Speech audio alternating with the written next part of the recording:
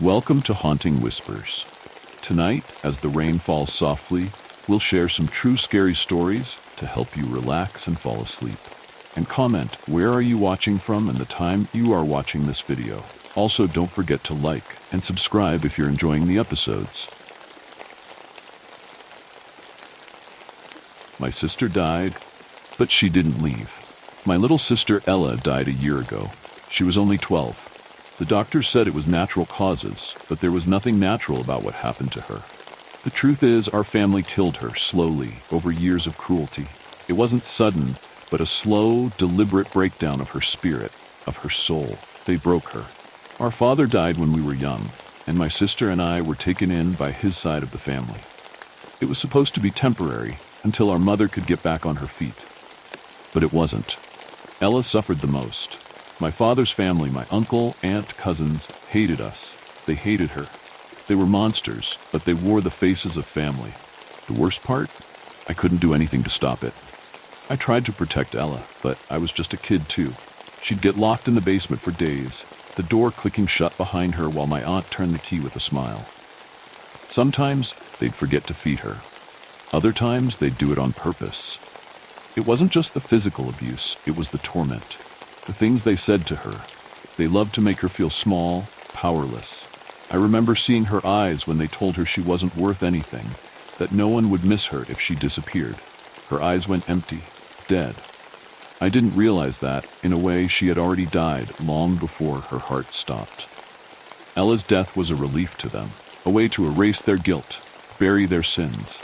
I think they believed, deep down, that once she was gone, all the things they had done would be buried with her. They never expected what would happen next.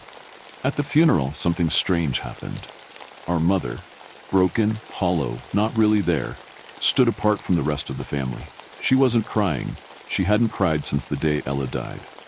I watched her walk up to the casket, her hands trembling as she touched Ella's cold face. For a moment, it looked like she was about to break down, but she didn't. Instead, she leaned over Ella's still body and whispered something into her ear. I wasn't close enough to hear it, but I saw the look in her eyes. I'll never forget that look. It was unsettling, like she was speaking to someone she knew would hear her, someone who wasn't really gone. Later that night I asked her what she whispered. At first she didn't answer. She just stared at me, her expression unreadable. But then in a voice that was barely a whisper, she told me. I told her to avenge me. I didn't understand what she meant at the time. I thought it was just her grief talking. After all, the family had taken everything from us. I thought she was just angry, broken. But now, looking back, I realize it was something much darker. The first sign that something was wrong happened the night after the funeral. It started with the sounds. It was subtle at first, soft whispers that seemed to come from the walls, like distant voices carried on the wind. But the house was still. There was no wind. I remember standing in the hallway, holding my breath, listening. It wasn't random noise. It was too clear, too deliberate. You know what you did. At first, I thought it was my imagination. I told myself I was just hearing things, but the whispers grew louder each night. They weren't coming from outside. They were inside the house, crawling through the cracks in the walls, echoing in the corners. Sometimes, I'd catch a word or two, but other times, it was just the soft, almost pleading sound of a voice I couldn't place. But the others heard it too. My uncle, the cruelest of them all, was the first to crack. He began waking up in the middle of the night, drenched in sweat, screaming about seeing something in his room. He swore that Ella was standing at the foot of his bed, watching him. She's not gone, he'd muttered to himself during the day, pacing back and forth. His eyes were wild, sunken, like he hadn't slept in weeks. She's still here. No one believed him. They thought he was losing his mind. But I believed him, because I saw her too. It started small. Out of the corner of my eye, I'd catch glimpses of her, just for a second, standing in doorways or reflected in windows. She was never close, never fully there, but it was her. I know it was. Her face was pale, hollow, and her eyes, they weren't the same. They were dark, like empty pits staring back at me. Her expression never changed. It was like she was waiting for something, or someone. I tried to ignore it, tried to convince myself that it was just my mind playing tricks on me. But deep down, I knew. Ella wasn't resting. She was waiting. Then the scratches started. It was late one night when I heard it. A slow, deliberate scraping sound, like nails dragging across the walls. It came from inside the house, from the basement, where they used to lock her away. I wanted to believe it was a rat, or maybe just the house settling, but when I went downstairs to check, I found something much worse. The walls were covered in deep scratches, gouged into the plaster, as if something, or someone, had been clawing at it, trying to escape. But that wasn't the worst part. Above the scratches, carved in the same jagged lines, were words. Words I knew weren't there before. You will pay. My uncle was the first to die. They said he fell down the stairs in the middle of the night, that it was a tragic accident. But I know what really happened. I saw his face before they covered it up. His eyes were wide open, filled with terror, as if he had seen something that shouldn't have been there. After he died, things escalated. The whispers became louder, more insistent. The footsteps started, slow, deliberate, like someone walking through the house in the dead of night. Every time they happened, I would freeze, listening, praying it would stop. But it never did. My aunt, who had locked Ella in the basement so many times, began hearing voices. At first she thought it was just her imagination, but the whispers followed her everywhere. In the bathroom, in her bedroom, even in her car. Always the same voice. Always Ella. She begged for it to stop, but it didn't. She started sleeping with the lights on, but that didn't help either. One morning, I found her sitting on the floor of her room, her eyes wide and vacant, mumbling to herself. She wouldn't look at me, wouldn't respond. All she did was repeat the same phrase over and over. She's coming for me. She's coming for all of us. The rest of the family didn't fare much better. My cousins, once so full of life, started looking hollow and gaunt. They hardly spoke anymore, their eyes darting around the house as if they were waiting for something. I knew what they were waiting for. Ella. It was only a matter of time before she came for them too. And then there's me. I thought I'd be spared, that Ella wouldn't come for me because I had tried to protect her.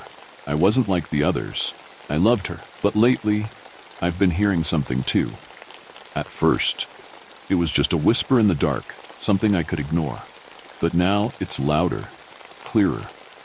I hear it in my dreams, and sometimes I wake up in the middle of the night with the feeling that someone is standing over me, watching. Last night, I woke up to find a message scratched into the wall beside my bed. I'm coming. And I know she is. And just when they thought it was over, another nightmare began. We camped on an island during the Ghost Festival. We shouldn't have. Ah Lang and I had always loved the outdoors. The wilderness felt like a hidden world, far removed from the concrete entrapment of Hong Kong. There was something magical in the silence of nature, a quiet that held secrets. This weekend, we decided to escape to one of the smaller islands near Lama. It was perfect. Just the two of us, away from the endless hum of the city. Alone, at last. Our friends were supposed to join us later, but we opted for the earlier boat. A head start, we told ourselves. A bit of calm before the inevitable chaos of company. But as we stepped off the boat onto the island's rocky shore, something shifted. The boatman was older than I had first realized. His skin was weathered, creased by countless sunrises, his eyes dark as if they'd seen too many things best left unspoken. He lingered as we gathered our gear, his gaze heavy as though weighing something invisible. Ah Lang, usually so confident, shifted beside me, his unease palpable. The boatman cleared his throat, the sound like sandpaper scraping against stone. You boys sure you want to camp here tonight? I forced a smile, perhaps a little too quickly. Yeah, we've got it all planned out. The old man said nothing, but his eyes flicked upwards, scanning the dimming sky with the practiced gaze of someone who knows more than they ever let on. Finally he spoke, his voice low, almost to himself. You know what day it is on the lunar calendar? Ah Lang shrugged, trying for casual. We don't really follow the lunar calendar, Uncle. Is there something special about today? A sigh escaped the old man's lips, the kind of sigh that carried years of forgotten stories, stories that lingered just out of reach. He looked at us again, more tired than before. If you need me, he muttered, just radio. I'll come. And with that, he turned, his boat slipping away into the gray horizon, leaving behind a silence that felt too still, too deliberate. The air, once lively with the whispers of the sea breeze, grew thick. The usual sounds of nature, birds, crickets, anything, were conspicuously absent. I could feel something watching, but from where or what, I couldn't say. But we laughed it off. We had to. The quiet was unnerving, but it wasn't enough to shake us yet. We hiked inland, trading half-hearted jokes, hoping they'd dispel the strange weight that had settled over us. "You know," Ah Lang said with a sly grin, nudging me, "once we set up the tent, we could reenact that one scene from Brokeback Mountain." I rolled my eyes, trying to match his ease. "You're always thinking about that, aren't you?" "Can you blame me?" He laughed, the sound a little too loud in the empty space. "You make it hard to focus on anything else." We found a clearing by a stream, the kind of place that should have felt perfect, if not for the feeling. A low, nagging hum in the back of my mind, as though the trees themselves were watching, waiting for something to happen. But we ignored it. We had to. The tent was up just as the sun dipped below the horizon, leaving behind a sky streaked with hues of burnt orange and purple. I checked my phone. The signal was weak, but enough for a message from Mai. "Sorry. Missed the last boat. We won't make it tonight. We'll catch the first boat in the morning." Ah Lang groaned theatrically, flopping onto the ground. "Great.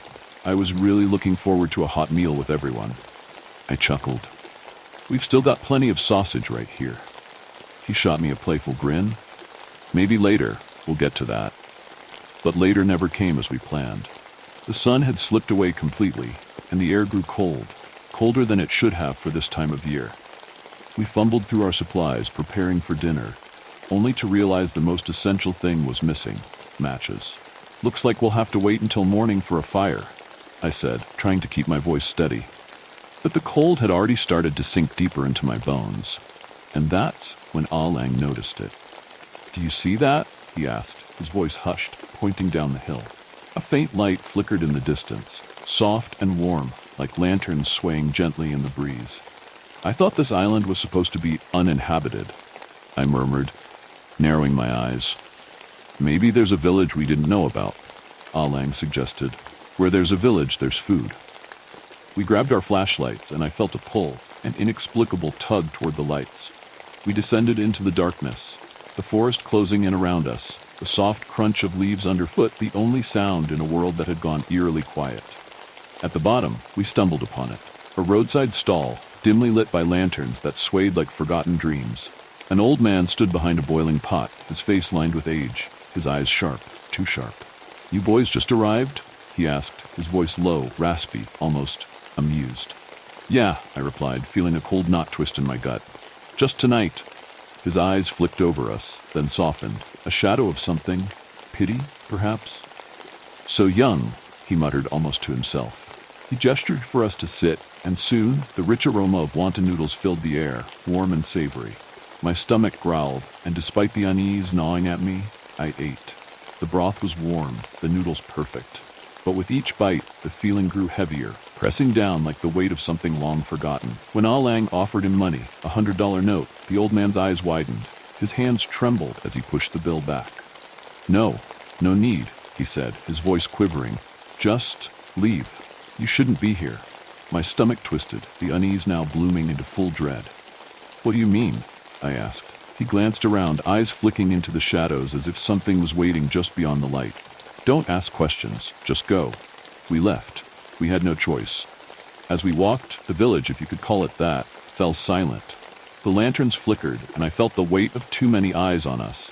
I whispered to Ah Lang, "Maybe it's some kind of retirement village for rich folks." But as soon as I spoke, everything stopped. The villagers, once slow-moving and frail, turned. Their eyes gleamed in the lantern light, sharp and unnatural. One old woman, her face a mask of decay and hunger, approached, sniffing the air like a wolf scenting prey. "Fresh humans," she whispered, her voice rasping like dry leaves. My heart stopped. Ah Lang took a step back, pale. "What the hell?" The woman grinned, revealing sharp, yellowed teeth. So much fresh tea. The villagers moved then, their limbs jerking, twisting into shapes that no human should take. They surged toward us, their hunger palpable, their silence terrifying. "Run!" Ah Lang shouted, and we bolted, the world a blur of shadows and flickering lights as we sprinted back toward the trees. They were fast, impossibly fast. My lungs burned, my legs screamed, but I didn't dare slow down. There, I gasped, pointing to a rundown cabin hidden among the trees. Hide inside.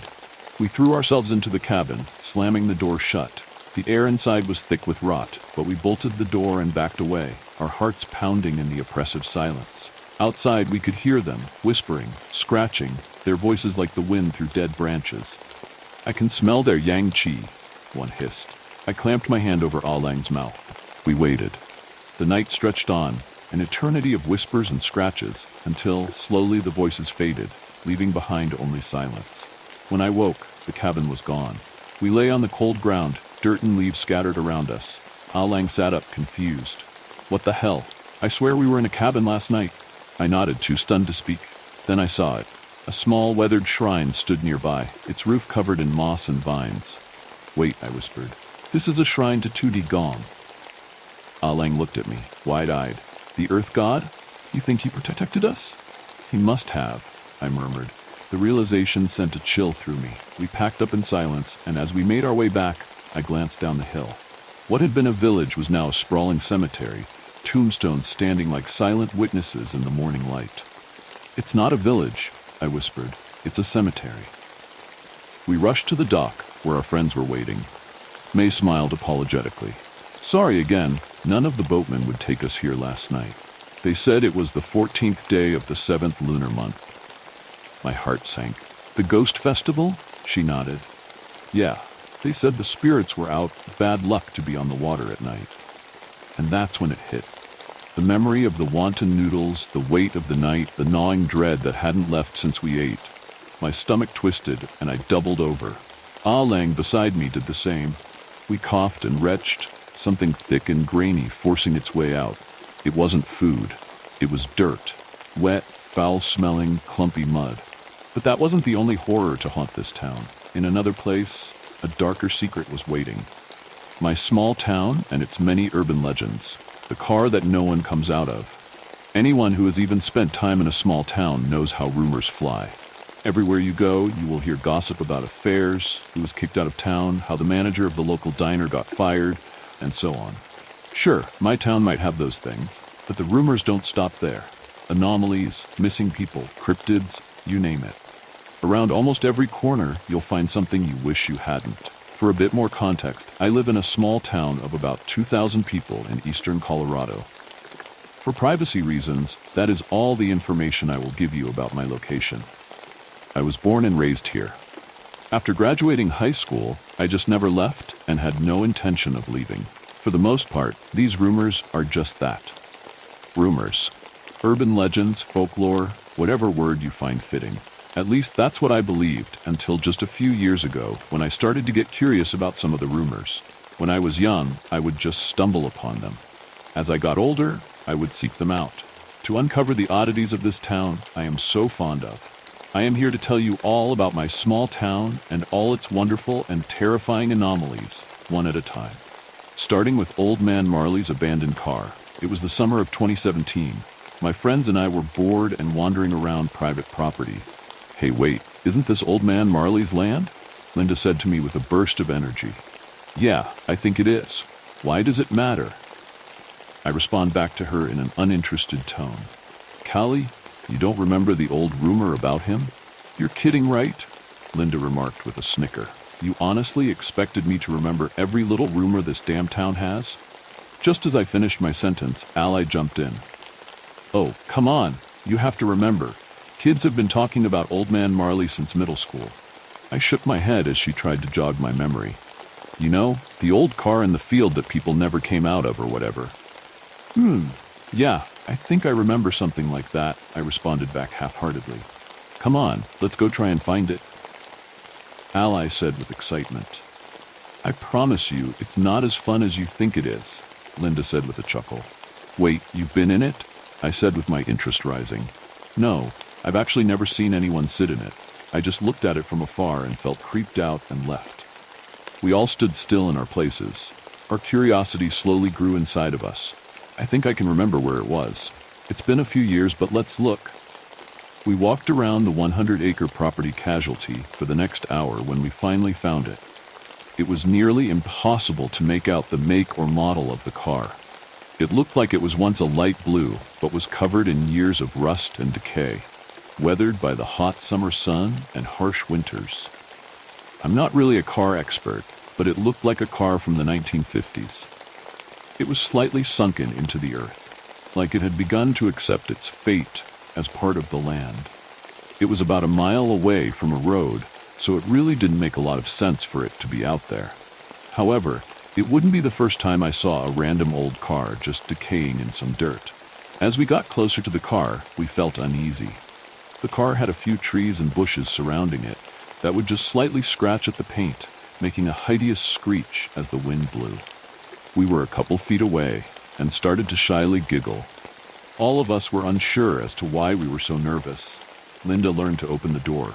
It took some muscle, but she got it open. The windows were either tinted or became black some other way because we couldn't see inside. Our jaws hit the floor when we looked inside.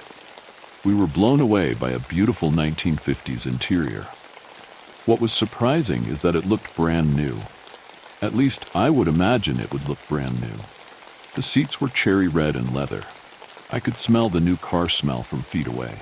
Fuzzy dice hanging from the rearview mirror, and strangest of all, the radio was softly playing an old song that none of us recognized. I had goosebumps all over my body. We all heard some rumors about the car, but none of us remembered ever hearing about the inside being perfectly preserved. Linda leaned forward and found keys in the ignition. She took a deep breath and sat down. Ally and I both gasped as she hit the car seat. We all froze, feeling like idiots trying not to move as the wind whistled by us. "See, guys, I told you it was silly," Linda said as she started to fidget with stuff inside the car. Ally and I made our way around the car looking at it at every angle. Something still felt so wrong about all of it. "Sorry to disappoint you ladies, but I am still here. As you can see, I am still in the car even though." She shut the car door before she finished her sentence. Allie and I stood by the car waiting for an uncomfortable amount of time for her to open the door back up. We figured she was trying to be funny or trying to scare us, and we didn't want to get in the way of her joke. After what must have been 90 seconds, I walked up to the door. I flung the car door open, expecting her to yell "gotcha" at me or something dumb, but to my shock, she wasn't in the car. Not only that, but the interior of the car now looked old like the outside of the car. The radio was off, and the keys were gone. The two of us spent the next hour freaking out trying to find her. We tried to find her on our own because we didn't want to get in trouble for being on private property, but after finding no signs of her, we asked for help. That was the last time I ever saw Linda. The years passed by, and it was as if nobody cared she went missing. I couldn't even find records of her disappearance online. A couple years later, I was wandering around Old Man Marley's field.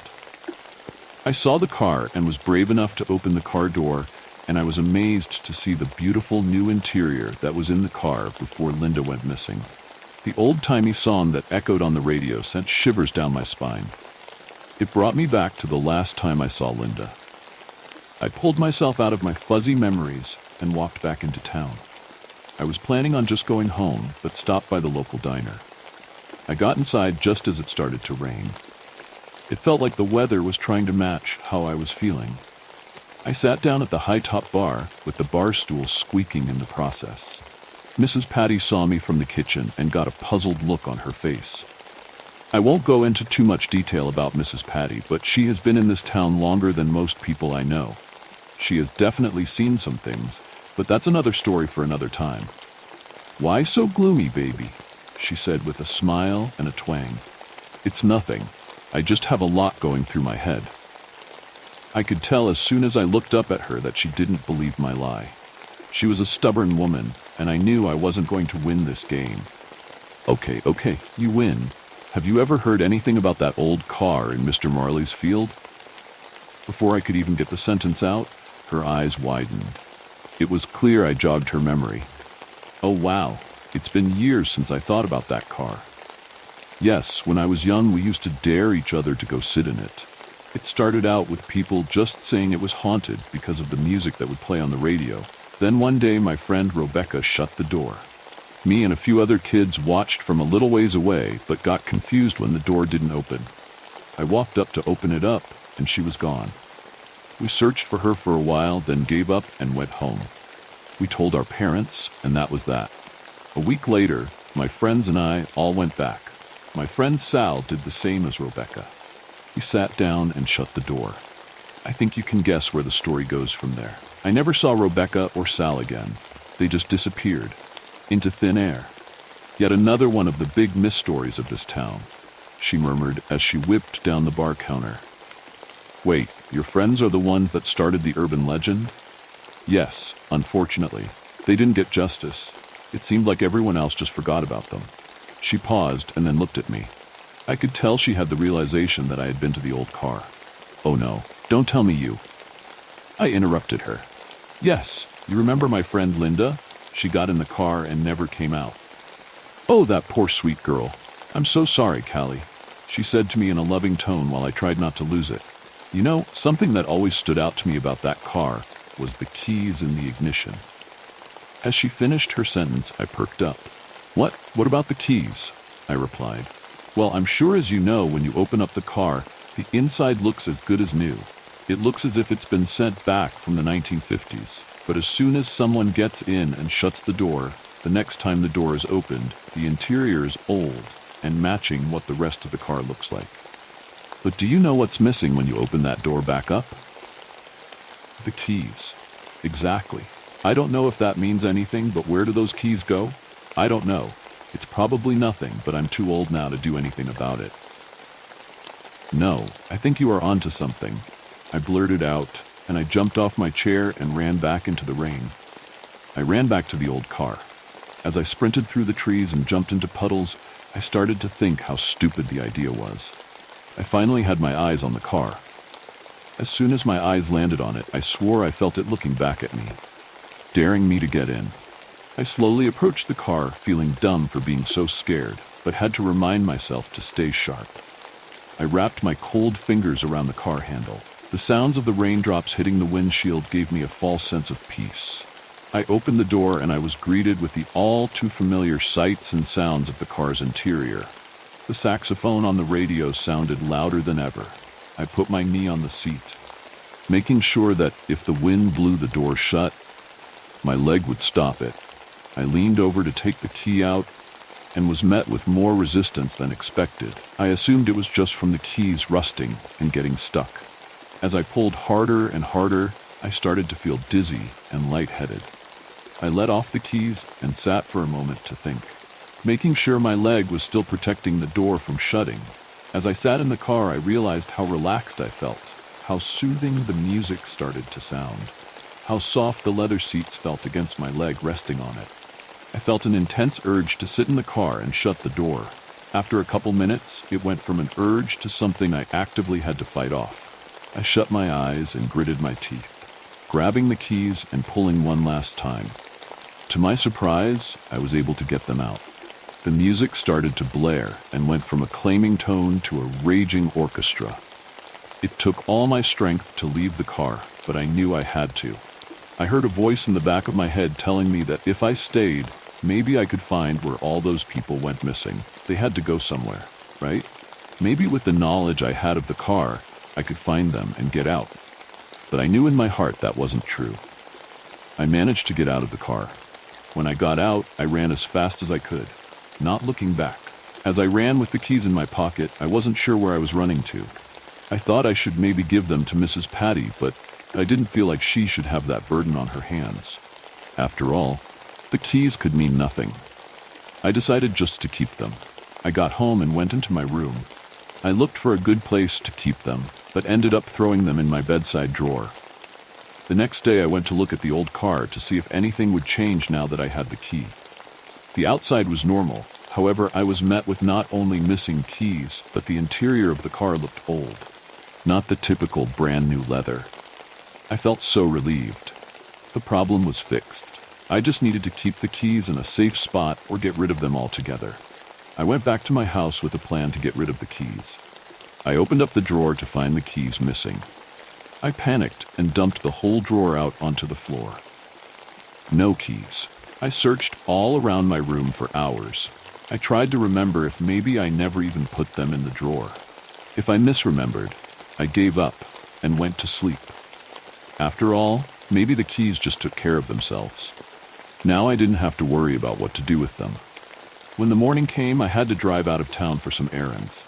I headed out to my car, but before I opened the door, my heart sank as I heard music playing on the radio. I slowly opened the door and peered over the steering wheel to see that rusty old key in the ignition. I felt the same strong urge to shut the door and let the car take me away to wherever the keys take people, but I was focused and got them out. Confusion filled my head.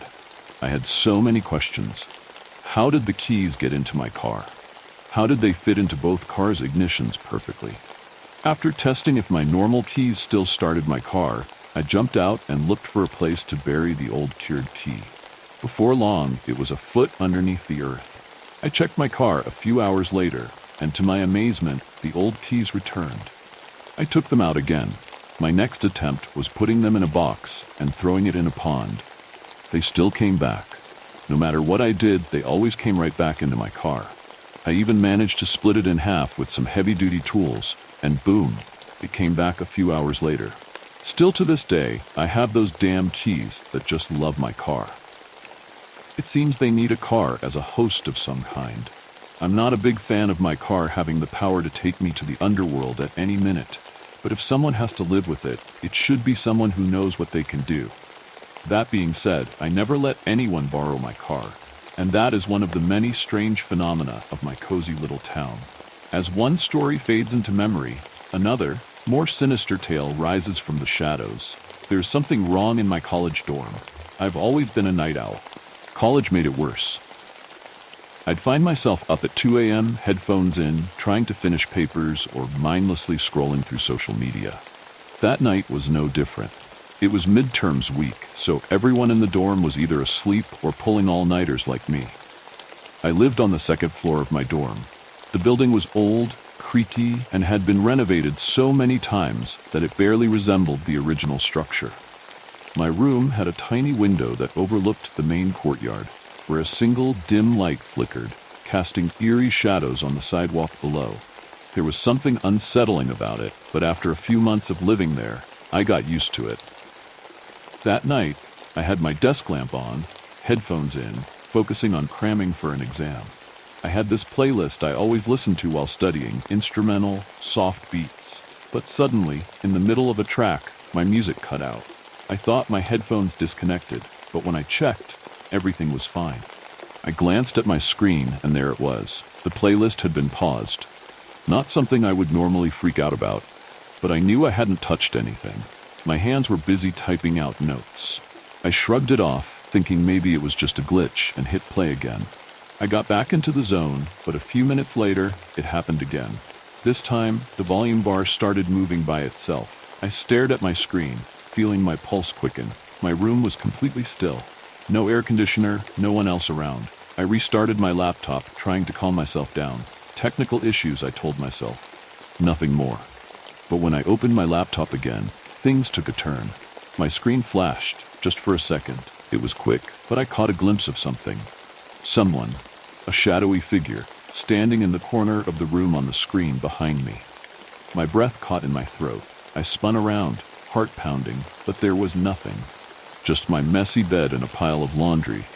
My heart hammered in my chest, but I tried to laugh it off, telling myself it was probably a reflection or a trick of the light. I stood up and closed the blinds. The courtyard light flickered again as I did. The thought crossed my mind that maybe someone had been watching me from outside, but I quickly dismissed it. There was no way anyone could see up to my window. An hour later, I decided to take a break. My roommate had gone home for the weekend, so I was alone. I grabbed my phone and headed to the communal bathroom at the end of the hall. The halls were eerily quiet at night, and the only sound was the faint buzzing of the old fluorescent lights. As I entered the bathroom, I noticed one of the stalls was closed. The door was slightly ajar, but I didn't think much of it. I went to the sink, splashed water on my face, and stared at my reflection, feeling the fatigue weigh on me. That's when I heard it, the softest sound, like someone shifting their weight, coming from that stall. My stomach nodded. It was probably another student, I thought. But at this hour? I hadn't seen or heard anyone else on my floor all night. I waited a moment, but no one came out. The hairs on the back of my neck stood up. Trying to shake off the creeping dread, I dried my hands and turned to leave. As I reached the door, I heard it again, a slight movement. This time, though, the door to the stall slowly creaked open. I froze. It was dark inside the stall, but I could make out a shape. It looked like someone was standing there, but they weren't moving. I couldn't see their face, just an outline. My first instinct was to apologize, thinking I'd walked in on someone, but something about the stillness felt wrong. My voice caught in my throat. I backed up a step, my heart racing. Then, without warning, the door slammed shut with a deafening bang. I stumbled back, my mind racing, adrenaline pumping through my veins. My body screamed at me to run, but my legs felt frozen in place. My eyes were locked on the stall, waiting for something, anything, to emerge from the dark gap beneath the door. But nothing happened. The air felt heavy, almost suffocating, and the buzzing of the lights overhead seemed to grow louder, drilling into my ears. The only thing that broke the stillness was the sound of my own rapid breathing. Then, in the silence, I heard something. It wasn't a noise I could easily identify, just a faint whisper, like a voice, but not quite. It was as if someone was trying to speak, but the words didn't fully form. I bolted out of the bathroom, not daring to look back. The hallway felt even longer now, stretching endlessly before me as I sprinted back to my room. My hands shook as I fumbled with the key, finally getting the door open and slamming it behind me. I leaned against it, heart still pounding in my chest, trying to make sense of what had just happened. I kept telling myself it was my imagination. Midterm stress, lack of sleep, it had to be that. But deep down, I knew what I saw, what I felt. I didn't want to believe it, but it was impossible to shake the feeling that something was watching me. For the rest of the night, I couldn't focus. I sat at my desk, staring at my laptop, but every creak, every distant sound in the hallway made my skin crawl. I tried listening to music again, hoping it would calm my nerves, but as soon as I hit play, my laptop froze. The screen flickered again, just like before. And there it was, clear as day, the reflection of that same figure standing behind me. Closer this time. I didn't turn around. I couldn't. My eyes were glued to the screen, my breathing shallow, heart beating in my ears. My fingers hovered over the keyboard, too terrified to move. Suddenly, the figure leaned in closer in the reflection, and I could make out something that made my blood run cold. It wasn't just a shadow. It had eyes, dark, sunken eyes, staring directly at me. Before I could scream, the screen went black. My laptop shut off on its own. I jumped up and ran to the light switch, flicking it on, bathing the room in harsh light. But when I turned around, nothing. My room was empty. No figure, no shadow, just me, alone, in the dead of night. I didn't sleep. I couldn't. The thought of closing my eyes and waking up to that thing hovering over me was too much to bear. I kept the lights on, my back pressed against the wall, waiting for the dawn to break. The next morning, I decided to leave campus early and head home for the weekend. I didn't tell anyone what happened. How could I? I'd sound crazy. But as I packed my bag, I noticed something odd. My window, the one I had closed the night before, was wide open. The blinds swayed slightly in the breeze. I rushed over and shut it, but the courtyard light outside was no longer flickering. I told myself it was nothing. A mistake. I had probably just forgotten to latch the window properly. But as I grabbed my bag to leave, I caught something out of the corner of my eye. A piece of paper, folded neatly, was sitting on my desk. I knew for a fact it hadn't been there the night before. With trembling hands, I unfolded it. Scribbled in messy, almost childlike handwriting were 3 words. I see you. I dropped the paper, feeling a cold sweat break out on my forehead. There was no way anyone could have gotten into my room. No way someone had left that note without me noticing. My door had been locked all night. The thought of staying another minute in that room made my skin crawl. I grabbed my things and practically ran out of the building, not stopping until I was safely in my car on the road back home. But the whole drive, I couldn't shake the feeling that I wasn't alone. I kept glancing in the rearview mirror, half expecting to see those dark eyes staring back at me. I never went back to that dorm after that weekend. I told my roommate I'd be staying with a friend for the rest of the semester, and I did. Whatever was in that room, I didn't want to find out.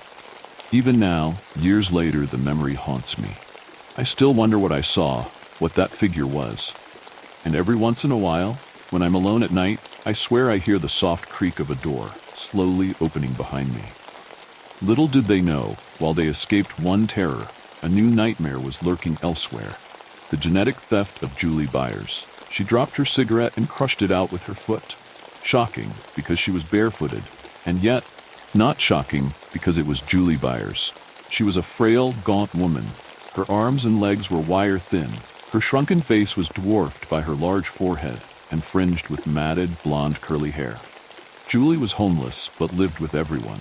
She hopped from trailer to trailer, spending a week or so in one home, wearing out her welcome, and then moving on to another. She had the tenacity of a cocaine-addled salesman, knocking on doors, camping out on front porches, begging and pleading for entrance. Resisting her was futile. Calling the police, useless.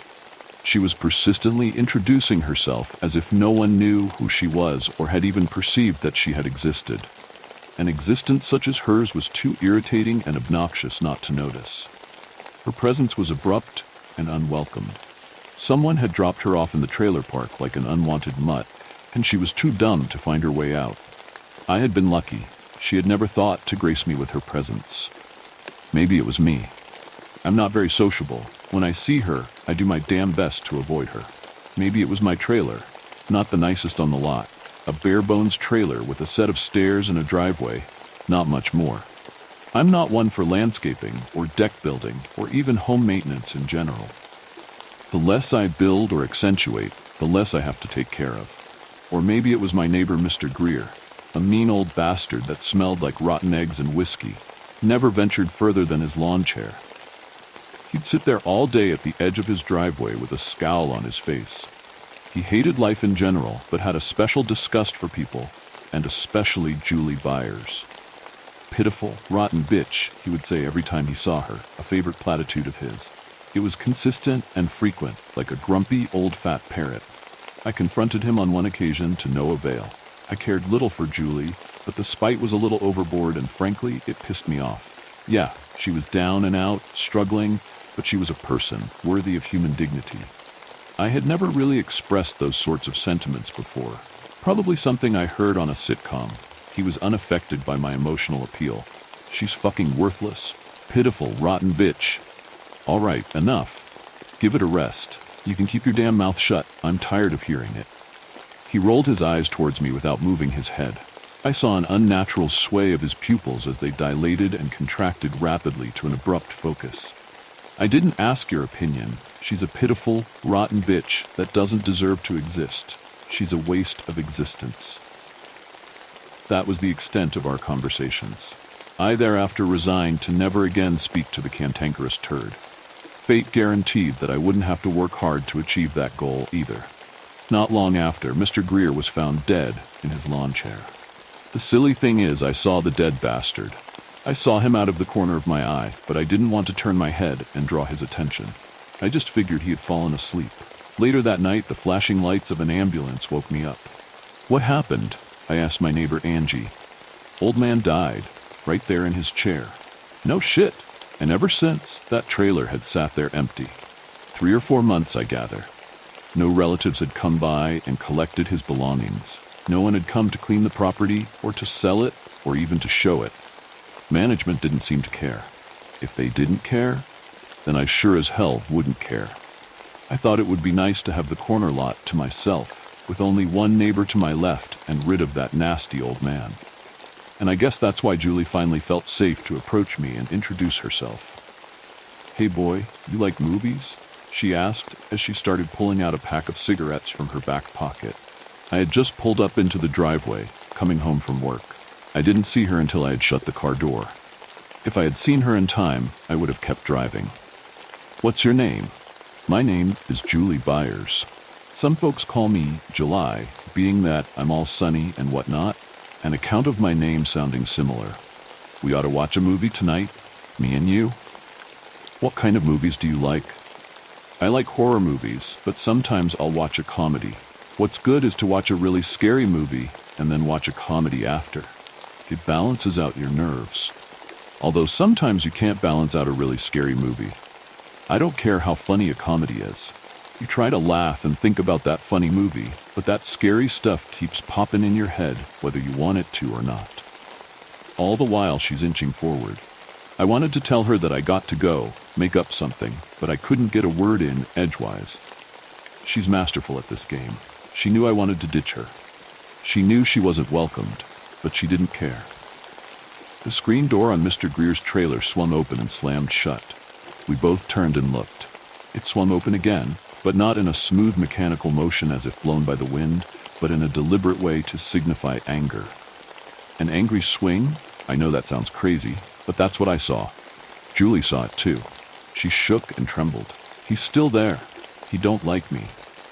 It happened several more times, swinging out slowly, then slamming shut. By this time, she was up on my stairs, and after one more vicious slam, she flung her arms around me and buried her head in my chest. I fumbled for my keys and opened the door. She unleashed me and hopped inside the trailer. I didn't have the heart to throw her out. It's just the wind. Maybe a good comedy will make it go away. We watched several movies, her on the couch and me in my recliner. She talked incessantly. She narrated the scenes as they happened, and provided a full commentary at the end of each movie. I fell asleep during the middle of the last movie, drifting off to a cacophony of slapstick shenanigans with slide whistles and kazoos and her nonsensical babbling. I was awakened by a chilly breeze and an unexpected moment of silence. The television had been turned off. The front door was open, and the screen door was tapping against the exterior wall. A moderate wind was blowing through the night air. Julie was gone. I can't even begin to express the joy and relief that welled up inside of my soul. I felt like I had been freed from prison, able to do as I pleased. I went to close the door, somewhat miffed that she would just leave it wide open. As I reached out to grab the screen door, I noticed Julie standing on Mr. Greer's front porch. She was staring into the trailer, stiff and unmoving. "Julie," I yelled. No response, her gaze affixed. "Come back inside. What are you doing?" Aggravated, I jumped off the porch and stomped across the lawn. I got to the bottom of the stairs. The inside was dark, but there was a patch of moonlight coming through the back bedroom window. Julie noticed nothing. As I grabbed the rail to climb the stairs, she started to lift off the porch and float. There was an audible hum vibrating throughout, shaking the trailer and causing the metal railing to ring so slightly. Before I could pull my hand away from the railing, I felt a piercing shock of electricity. A shadow moved into the moonlight, an eclipse both obscuring and illuminating. A corona of a tall, slender silhouette, skinnier than humanly possible, taller than the inside of a trailer would allow. A quick glimpse of an alien or a demon, of which I didn't know, but I suspected it wasn't human. Julie's body was yanked into the trailer. The door slammed shut. The hum faded. I was hampered by an immense fear, and yet burdened by an overwhelming sense of guilt. After about an hour debating with myself, in the relative safety of my own home, I decided against calling the police and acting on my own. They would think me a madman if I explained that my vagrant neighbor had just been lifted off the ground and abducted by an unseen force. The other consideration was, how was I even to fight such a force? Maybe a stealthy getaway, avoid a confrontation altogether. That was my plan. Sneak in, grab Julie, and get the hell out of there. I grabbed an old rusty fillet knife from my toolbox, a knife I had neglected for years, but still sharp enough to cut hoses and other miscellaneous shit I needed cutting. Not too sanitary for cleaning fish, but not beyond usefulness. With my fillet knife and a small stepladder, I made my way to the solitary window at the back of Mr. Greer's trailer. I surmised it was probably the window over the kitchen sink and the entrance where my presence would be least expected. I folded out the stepladder and placed it right up against the trailer wall. The window was unlocked and easily pushed open. I peered inside, but the darkness was unusually opaque. Not a sliver of light or even a tinge of gray. The light from outside seemed to be absorbed into the darkness, destroyed as soon as it reached the interior. At once I felt a need to go back and get a flashlight, but then I would make my presence known. Still, I wasn't too keen on stumbling around in the dark chasing after a chatty cat who may have already been killed by some mystical evil force, a force not likely to be easily injured by a fillet knife. I was frightened by a sudden moan for help. I heard Julie to the left in a distant corner of the trailer. The thought of calling the police intruded upon my mind. Guns? They had guns. Far more effective than my knife. "Please, help me," she said in a strained and weak voice. "It's asleep." I didn't move, but she knew I was there. "It's asleep." That was her way of telling me that this was my only chance to save her, that the window of opportunity was closing fast and there was no time for calling the police. I needed to take action right then and there. I slid in head first, my chest moving across the faucet. I felt the thin pipe bend forward as it pushed hard into my skin. I tried to move away, but the window was too narrow. I had no choice but to push through the pain and hopefully fall to the floor without making a sound. I shimmied across the faucet and onto the floor. The floor was ice cold, so cold it burnt my hands. It reminded me of the time I changed out a propane tank and didn't close the valve. The liquid gas shot out across my bare hand. It was a burning cold, a fierce, sharp piercing of the skin. I pulled my hands back from the floor and quickly stood up. There would be no crawling on my hands and knees. Even though the floor was frozen, the air was hot and humid. Beads of sweat dripped from my forehead while my toes were stiff and numb. I lost my bearings and considered calling out to Julie. The darkness had confused me, and my mind was preoccupied with the discomfort of experiencing both extreme cold and extreme heat. "It's asleep, Julie," I whispered. "Here," she whispered back. I slinked towards Julie's voice, picking my feet up high as I made my way, the cold becoming unbearable. Julie reached out and touched me on the shoulder. I reached up to grab her hand, but instead of her hand, I had grabbed her foot. I moved my hand up her leg, trying to understand where she was in relation to myself. Somehow, she was above me. The lights flashed on, and standing before me was a sight I struggled to comprehend or explain. Julie was indeed above me, not floating, not on a ladder, but half submerged in the chest of a large alien being. Her right side and head dangled uncontrollably as the beast started to wake up, shake about in anger. This thing was incomplete, in the midst of transformation. It had no legs, only a column with a partial cleavage in the middle, through which I could see the wall behind. The bottom of the column was splayed out like a tree root system, each appendage having spiked hooks firmly entrenched into the floor. The beast's torso and upper body looked human, except that everything was exaggerated. The arms were longer than the length of its body. It had 6 long fingers on each hand that got excessively thinner near the end. Its skin looked like translucent wax, revealing a detailed picture of its growing internal organs, lungs, stomach, and several hearts, mostly incomplete. Little streaks of lightning were flashing throughout its body. Yet, the worst feature, the one that haunts me to this day, was its head. The right side was blank and devoid of form, but the left looked like a burgeoning, grotesque portrait of Julie, an unfinished statue. "Help," Julie whispered with exhaustion. Her pitiful eyes communicated a helplessness I had never encountered. An odd thought popped into my head. Had anyone ever been kind to her? I took my fillet knife and started stabbing the beast wherever I could. A flash of fire burnt my hands. A grayish, thick fluid exploded into the air, combusting as it came through the skin, cauterizing the beast's wounds. It swung its arm and knocked me across the trailer, which I hadn't noticed until at that time that it was empty. I had expected to fall into a chair or a dining room table. Instead, I hit the side wall and fell to the floor. The air became charged, and I saw the hair on my arms stand on end. My body lifted off the ground. Throughout the creature's body, streaks of what I could only describe as black lightning cascaded from its head to its lower extremities. I was tossed violently to the other side of the trailer, hitting my head so hard against the wall that I cracked the paneling. Spots blurred my vision, and I felt dizzy and nauseous, close to losing consciousness. The beast inhaled and straightened up its posture. It strained with all its effort to pull Julie further in. Her head sunk into its chest. I heard her scream, loud at first, but then muffled as she was suffocated within the beast's body. Her arm flailed around, grasping and clawing for freedom, and then suddenly stopped.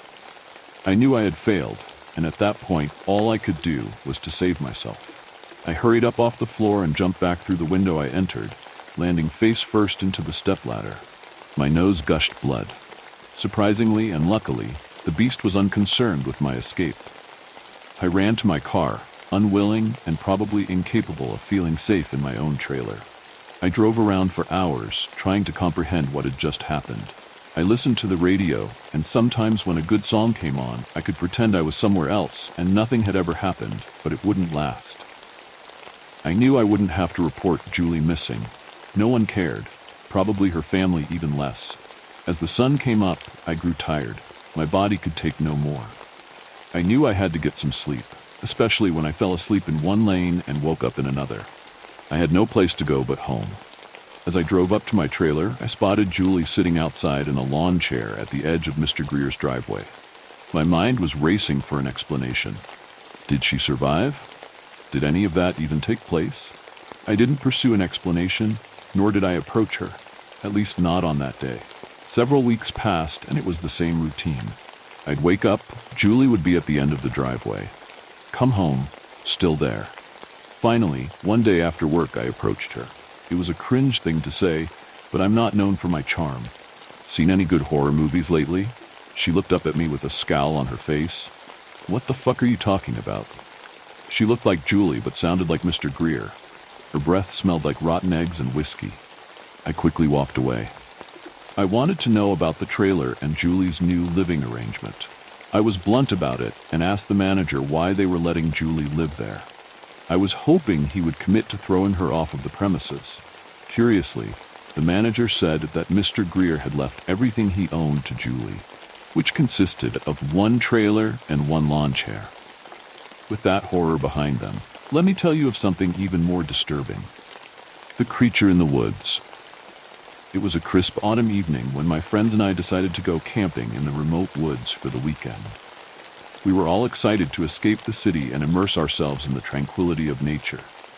By the time we arrived, night had already fallen, so we hurriedly set up our tents and lit a fire, the flickering flames casting long, dancing shadows around our campsite. As we sat around the fire, we began telling ghost stories, each one more chilling than the last. The crackling of the fire and the eerie shadows it created added to the spooky atmosphere.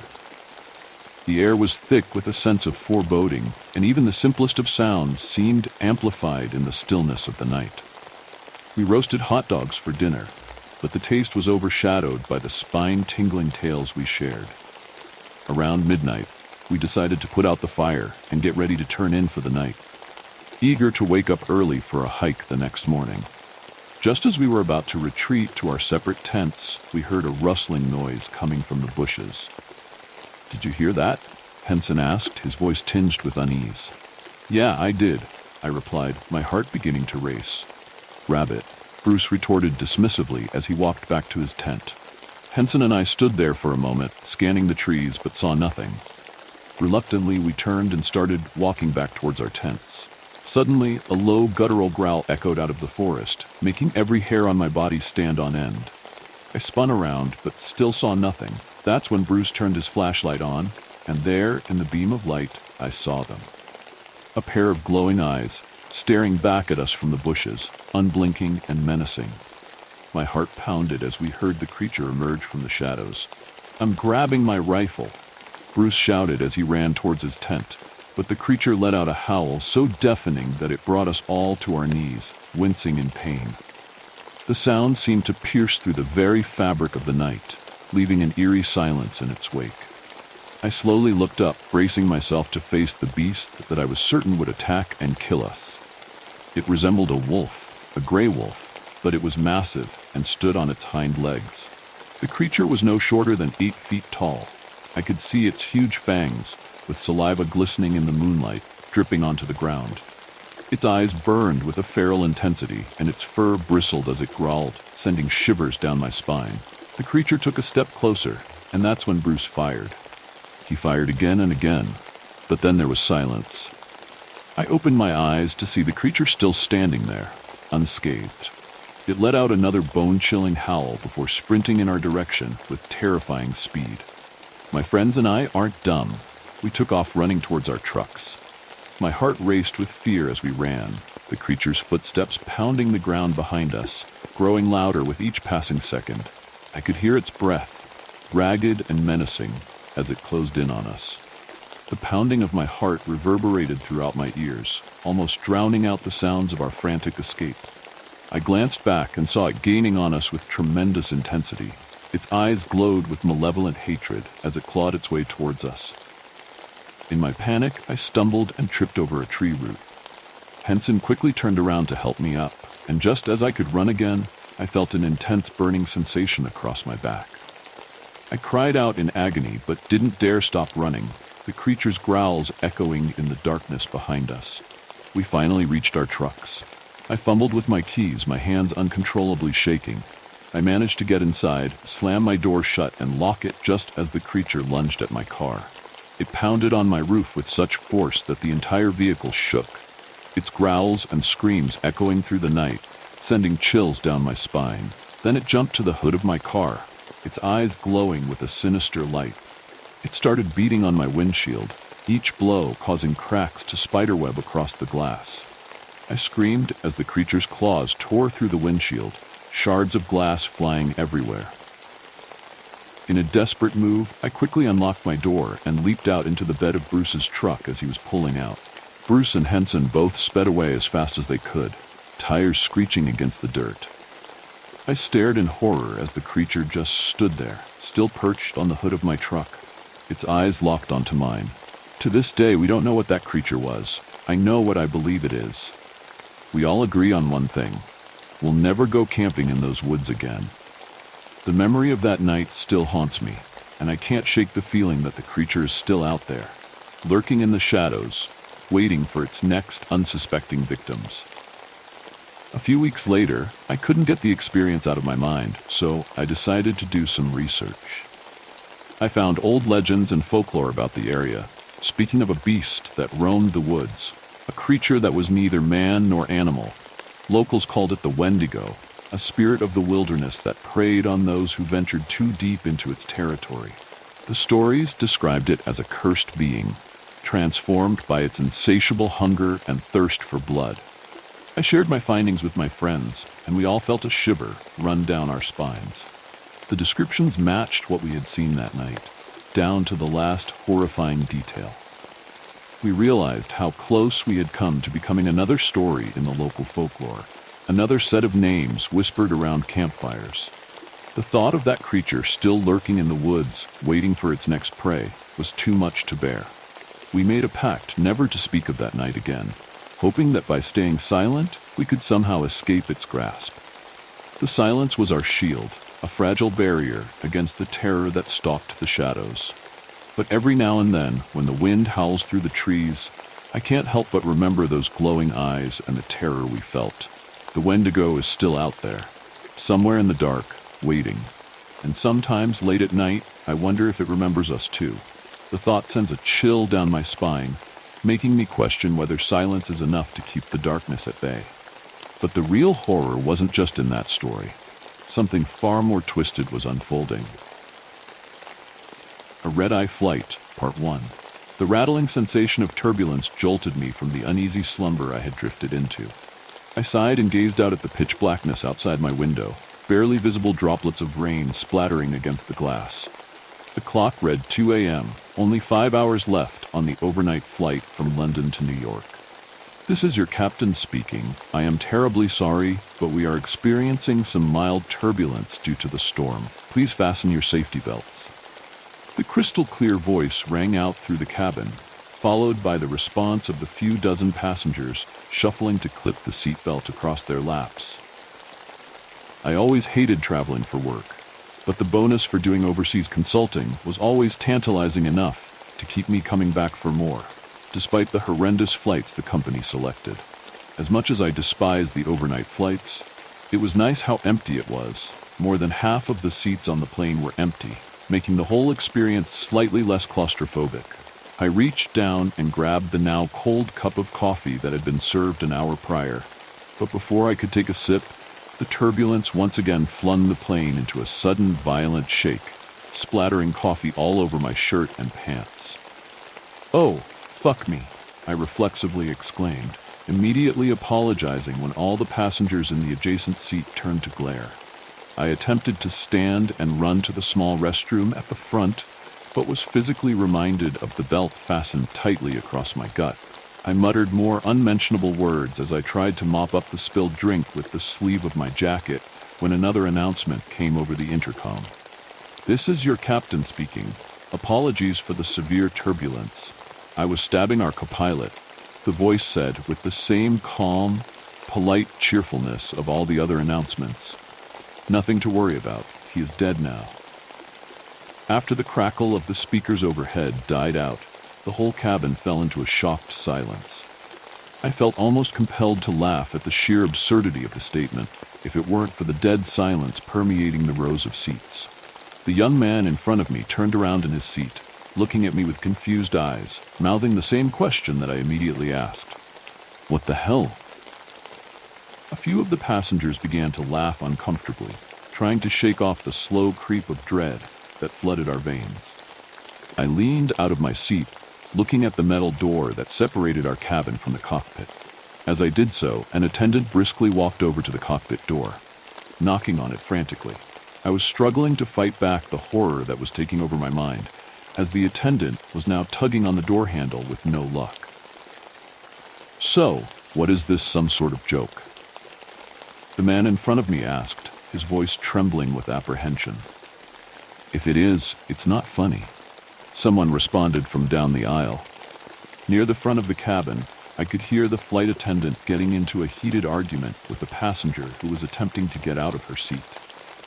Throughout the plane, passengers were conversing in a low murmur, which was immediately silenced when the PA system overhead crackled to life yet again. "This is your captain speaking. There are currently 43 people alive on this plane. Let's try and get that down to 40. The voice paused for a second, sounding almost giddy as he continued. 40 is a nice even number, so you have 40 minutes to do this before I attempt to land in the Atlantic." Instantly, the plane erupted into panic. Passengers began shouting at one another, unbuckling their restraints to stand up. Some simply sat in silence, staring at the seat in front of them in shock. A swarm of people, including the young woman who had been arguing with the attendant, rushed to the door of the cockpit, pounding on it and ripping at the latch.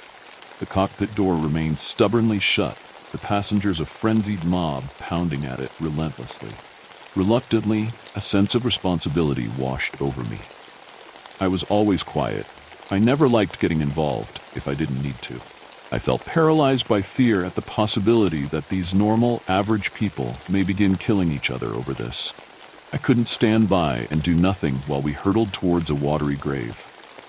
With a deep breath, I pushed through the crowd, my voice barely audible over the din. "Listen to me," I shouted. My words were drowned out by the cacophony. "We need to work together, or we're all going to die," I yelled, finding confidence despite the sinking dread that was rising up my throat. "We need to find some way to get into the cockpit. I don't think that door is going to budge." It seemed that the chaos in the plane began to subside. Most of the passengers began to wander aimlessly through the aisles, looking around as if there was something that had been missed. The majority simply sat back down in their seats, seemingly resigned to their fate or in absolute denial. Despite this, two figures stood by the cockpit door, looking at me expectantly. The first was a tall man, balding in a rather unflattering way, with the look of a middle-aged dad with his tucked polo shirt and jeans. Next to him was a similarly old woman, with wispy dark hair that seemed to be turning gray by the second. They both stared at me in silence, clearly hoping that by speaking up, I was indicating that I had a more cohesive plan than banging on the same door for the last 40 minutes of our lives. "My name is Ethan. Nice to meet you," the older man said, hesitantly extending a hand to shake. "And this is my wife, Ava."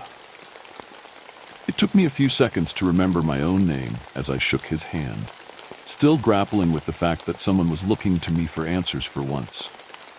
"I'm Luke. So do either of you have any idea what's going on?" I said, averting my gaze from the subtle disappointment in their eyes. "Can't say I do. Maybe it's some sort of emergency drill, like a test?" Ethan muttered this with a terrified expression, clearly some part of him still in denial over what was occurring around him. I looked around, realizing that the whole crowd of terrified faces was turned towards me. Nobody seemed particularly hopeful for our chances, but they seemed morbidly curious about what this idiot would say next. "Did anyone see where the attendant went?" I asked, voice quivering with the sudden shock of performing for an audience of hapless people. Quiet murmurs erupted through the cabin, and some men got up and renewed their pacing, now with a mission to search the confined space we were trapped in. I glanced over at the young woman who had been arguing with the flight attendant when the first announcements came overhead, but she was staring at the floor with a blank expression. Ava and Ethan stared at me, trying to comprehend how this was relevant to our situation. "Why are we looking for her?" Ethan asked, the shock of the whole situation clouding his rational mind. "I just think she may have a better idea of what's going on. Hopefully, she may even know the way into the cockpit so we can get in touch with help on the ground." As I said this, I began to realize how pointless it all seemed. Even if we made our way to the pilot, then what? According to him, he had already stabbed one man to death and clearly intended on taking us down with him.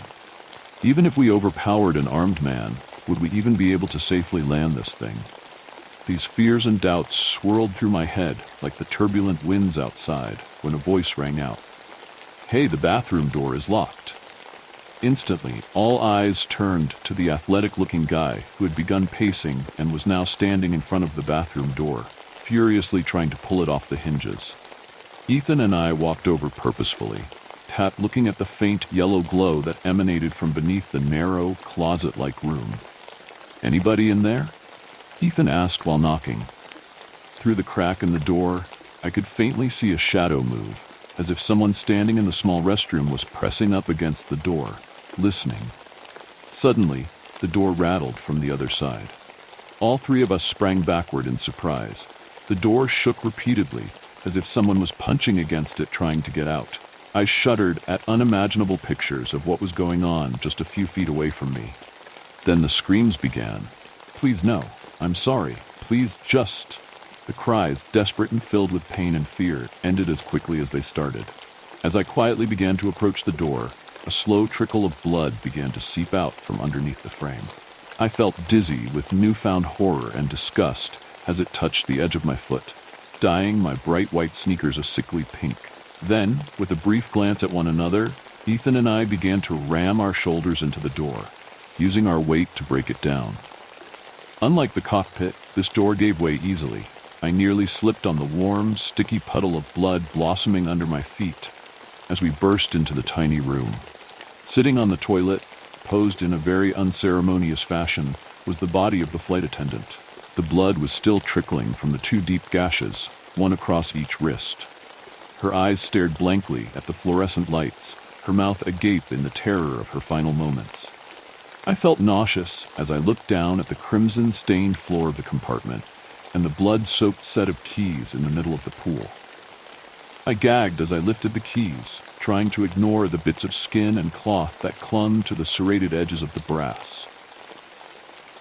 "Do you think one of those opens the cockpit door?" Ethan asked, while trying not to look at the body of the young woman just feet away.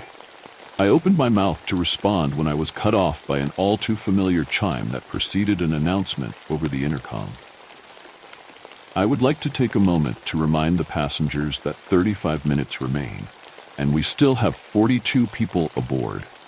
The voice seemed to pause, like an excited middle schooler about to say the punchline to a dirty joke he just learned. "Since I understand this can be a big decision, I have decided that the passenger in seat C13 should be the next to die." The cabin erupted once more into chaos, as the mother of the small, frightened-looking boy in C13 began to scream wildly, standing defensively over her son. Fortunately for the moment, most of the passengers remained in their seats as they were before, but the atmosphere of the group changed subtly. It was one thing to think that we would all die together, or that we all had an equal chance of dying. But the idea that a specific individual could die and this whole nightmare would end appealed to the darkest corner of everyone's mind. Morality, ethics, and all the social norms that keep us sane can only withstand so much pressure before survival instinct takes over. Despite my terror, I tried to focus on the task at hand. "We need to get in there now," I said with more resolve than I knew I had. Ethan nodded grimly, and the two of us, along with the young man who helped find the attendant, marched down the aisle towards the door. As we approached, Ava stood by the cockpit door, surveying the cabin with a puzzled look. "Ethan," she whispered, keeping her eyes fixed on the rest of the uneasy group. "There was only one person in the bathroom, right?" She muttered into his ear, just loud enough for me to hear. "Yeah, I think she killed herself to escape this." I was frantically looking through the keys as they spoke, trying desperately to find one that fits in the hole in the cockpit. I wasn't sure what my plan was, but I knew the first step would be to confront the madman at the helm of this doomed plane. As the key slid into the lock and clicked in, satisfying confirmation that I had found a match, I barely heard Ava's trembling voice, and what she said turned my blood to ice. If she killed herself, why was she pounding on the door for help? As my shock turned to horror at what she just said, I threw the door to the cockpit open and was immediately met with a blast of cold air ripping past me. In the brief glimpse I got before the pressure change from the shattered windscreen sucked the door shut again, I saw a picture of absolute terror. A corpse wearing the airline's uniform sat in the co-pilot's chair, a sheen of frozen blood covering the once classy coat. The controls of the craft itself were in shambles, wires ripped apart, screens shattered and flickering. Not one piece seemed untouched, and worst of all was the windshield. It was shattered outwards, dozens of hand-sized circular holes leading to one much larger one in the center. Every surface appeared to have been smashed to bits by some overwhelming force, as if some rampaging monster tore its way out of the plane's front. But worse than the horror scene that I did see was the absence of what I was looking for. The pilot was nowhere to be seen. As the door slammed shut and the oxygen masks dropped from the cabin ceiling, the unmistakable shrill tone rang out again as the intercom system sprang to life with another announcement. And while they fought their own demons, a darker tale was just beginning. My daughter was terrified of cryptids. My 9-year-old daughter, Abby, has had a weird fear of mythical creatures for a while now. I blame her mother, my ex, for giving her unrestricted access to the internet at a young age. I began to grow tired of constantly having to check under her bed and in her wardrobe for monsters every time she stayed at mine for the weekend, and even had to invest in a nightlight to help her sleep. When she was younger, I was understanding. Lots of kids are afraid of the dark and things that go bump in the night. But as the years went on, this started to irritate me. It had gotten to the point where she didn't want to sleep by herself, couldn't sleep in the dark, and absolutely refused to step outside at night. 2 weekends ago, Abby and I fell out because she point-blank refused to take the trash out after dinner because it was dark. This led to me growing frustrated, as she only had to take 5 steps out the door. But she dug her heels in. During that week, I decided enough was enough and planned to take her camping in the forest for the weekend. To get her away from all the nonsense online and face her fears, I ordered Abby some walking shoes, hiking trousers, a thermal jumper, and some cheap t-shirts to pack for our weekend. Abby basically has an entire wardrobe of clothes she keeps here, but I didn't want her to complain if her clothes got dirty or damaged. I left work a bit earlier on Friday to prepare, packing a bag for myself and my daughter for our trip. I loaded up the car and made my way to my ex's house to collect Abby. Abby greeted me at the door, and I held out a carrier bag full of hiking clothes. "Hey you, go and put these on," I smile, handing her the bag. "What is it?" she asks, peeking into the bag. "Walking gear," I tell her. "We're going on an adventure." As Evie ran upstairs to get changed, my ex Martha sauntered to the door, her new partner Steve following behind. "Hello, Paul. Hope you're well." Martha smiled half-heartedly, with Steve offering me a nod of hello. We engage in pleasantries for a while when Martha asked me what our plans were for the weekend. "Camping," I tell her in a low voice, under the guise of a brisk hike. "Oh, Paul, no," Martha frowns, shaking her head. "You know what she's like with the dark." "Ah, leave him be, Marth," Steve chimed in, giving me a nod of approval. It'll bloody do the girl some good. My father would have done the same. Martha pursed her lips as if thinking of a counter-argument, before her shoulders dropped in defeat. Well, I guess, just look after her, Paul, she told me sternly. She'll be all right, Steve assured her before I could respond, rubbing her shoulder. Don't you fret. Abby returned to the door not long after. How's it fit? I asked her. Well, the shoes fit fine, she replied, lifting her foot out in front of her. But the trousers are a little long and the fleece is kinda big. She wasn't wrong, but I put it down to the unpredictability of online shopping. Looks all right to me, Steve said, giving me a final nod farewell before my daughter and I retreated to the car. Dad, this hike's taking ages, Abby whined, her arms swinging by her sides. It's only been a couple of hours. Usually you're full of energy. I chuckle. We carried on walking until we reached a large clearing. Here will do, I announced, sliding the backpack from my shoulders. Abby looked at me perplexed. For what? The campsite, I smiled. Abby's eyes widened. What? She snapped. Tell me you're joking. Oh, don't be dramatic, I told her. Didn't you catch on when I got this huge bag out of the car? Abby began to panic, explaining to me how it will be dark soon and we need to leave. Hey now, calm down, I assured her gently. We won't make it back to the car before dark anyways. Let's set up camp and we'll get a big fire going. I've bought marshmallows. The tent was up, baked beans and hot dogs were eaten, and we sat around the campfire with marshmallows on sticks. See, I smiled at her. This isn't so bad. Isn't it nice to be away from screens and pollution? I guess. Want a soda? I asked, pulling 2 cans of sugary drink from my bag. Abby raised an eyebrow. After 7? You and Mum never let me have soda after 7. I nodded. Yeah, I guess you're right. I thought you might want one as a treat, but like you said. No, Abby yelled playfully as I pretended to put the sodas away. I handed her a can and we both resumed our places at opposite ends of the fire, our sodas letting out a hiss as we pulled the tabs. So, how comes you're so scared of the dark? I asked her, pulling my packet of cigarettes from my pocket and lighting one. Abby ran her finger around the rim of her can. You know why. Monsters, I replied. Abby nodded without looking up. Do you believe in monsters? She asked me. I shook my head.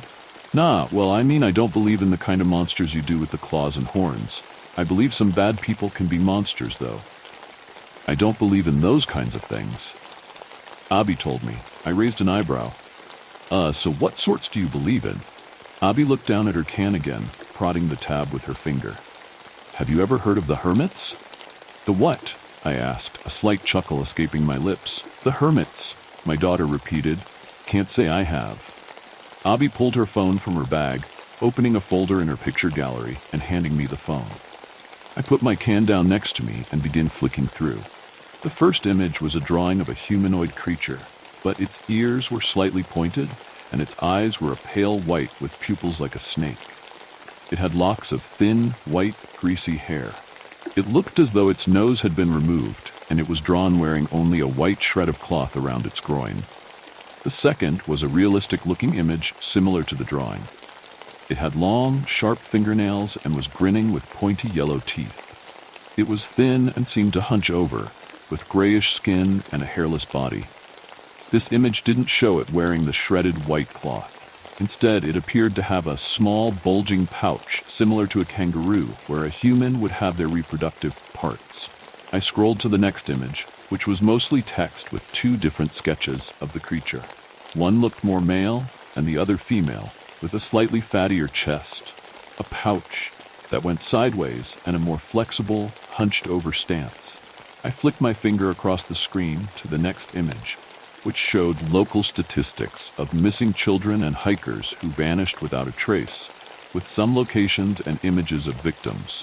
What followed this image was a screenshot of a written text. The hermits generally reside in woodlands and farmland where they can easily acquire food. The hermits' usual source of food is bone marrow of larger mammals, such as livestock, mainly cattle, horses, deer, and humans.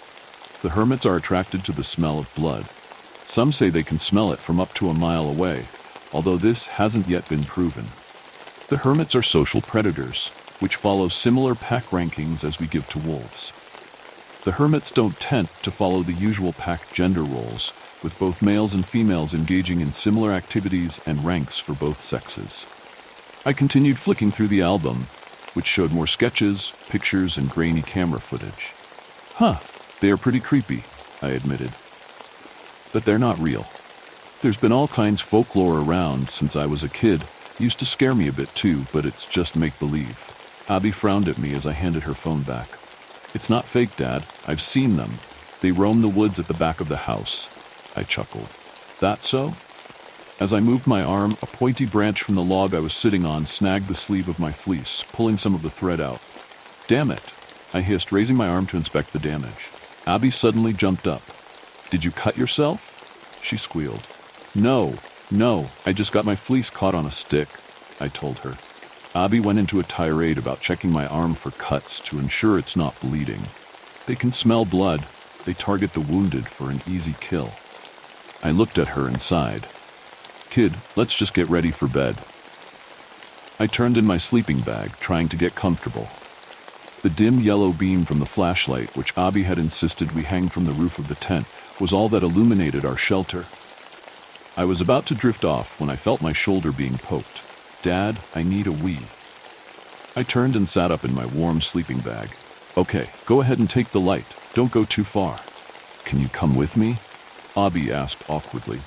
You're plenty old enough to do these things by yourself. I told her, already unzipping my sleeping bag, knowing my fate was sealed. I grabbed the flashlight and climbed out of the tent, aiming the light at a large tree. Here, you take the light, just go behind that tree over there. I turned around and took a deep, tired breath, feeling the crisp air caress my face. My daughter returned, her face pale. Dad, something's wrong. What's wrong? I think I'm bleeding. What, where? Did you get a scratch? I've got a first aid kit if it's bad, and Abby cut me off by pointing to her lap. There. She looked at me, visibly upset and uncomfortable. It took me a moment before it clicked. Ooh, yeah, no. Don't worry, it's normal. That's just something you get at a certain age. Ah, shit, what a place for it to happen. I retreated back to the tent to try and find something to help my daughter. Did your mom pack you any toiletries in your weekend bag? I called out to her, dragging my bag out of the tent. Abby shook her head, her eyes beginning to water. Shit, okay, it's all right. Don't get upset about it, I assured her gently. I've got a load of tissues and some bandages that should see you through until we leave. Here, go in the tent and get changed into some clean undies. I'll wait out here. Abby vanished into the tent as I took some deep breaths, hoping I handled the situation okay. Abby came out of the tent a few moments later. I left my weekend bag in the car, she informed me sadly. It'll be okay. I'll wash everything tomorrow whilst you have a nice bath. I smiled. Abby offered me a half-hearted smile before her face fell. They'll smell it. Huh? The hermits. They won't. Let's try to get some sleep. I was woken by a scream.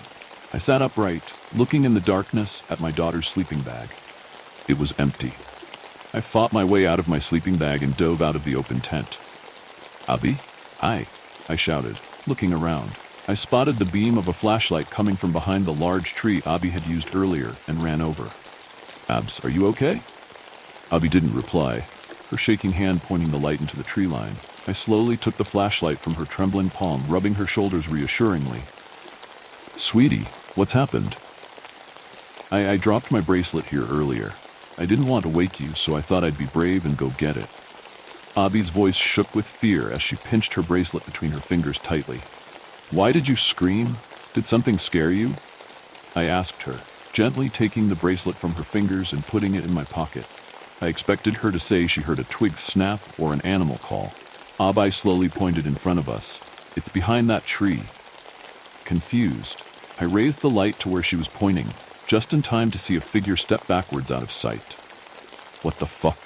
I said out loud, a mixture of fear and anger in my voice. Before I could think, I called out into the night, demanding to know who was out there. Abby clung onto my waist as we stood frozen in place. Daddy? Before Abby could say anything, a large branch snapping behind us caused us to spin around.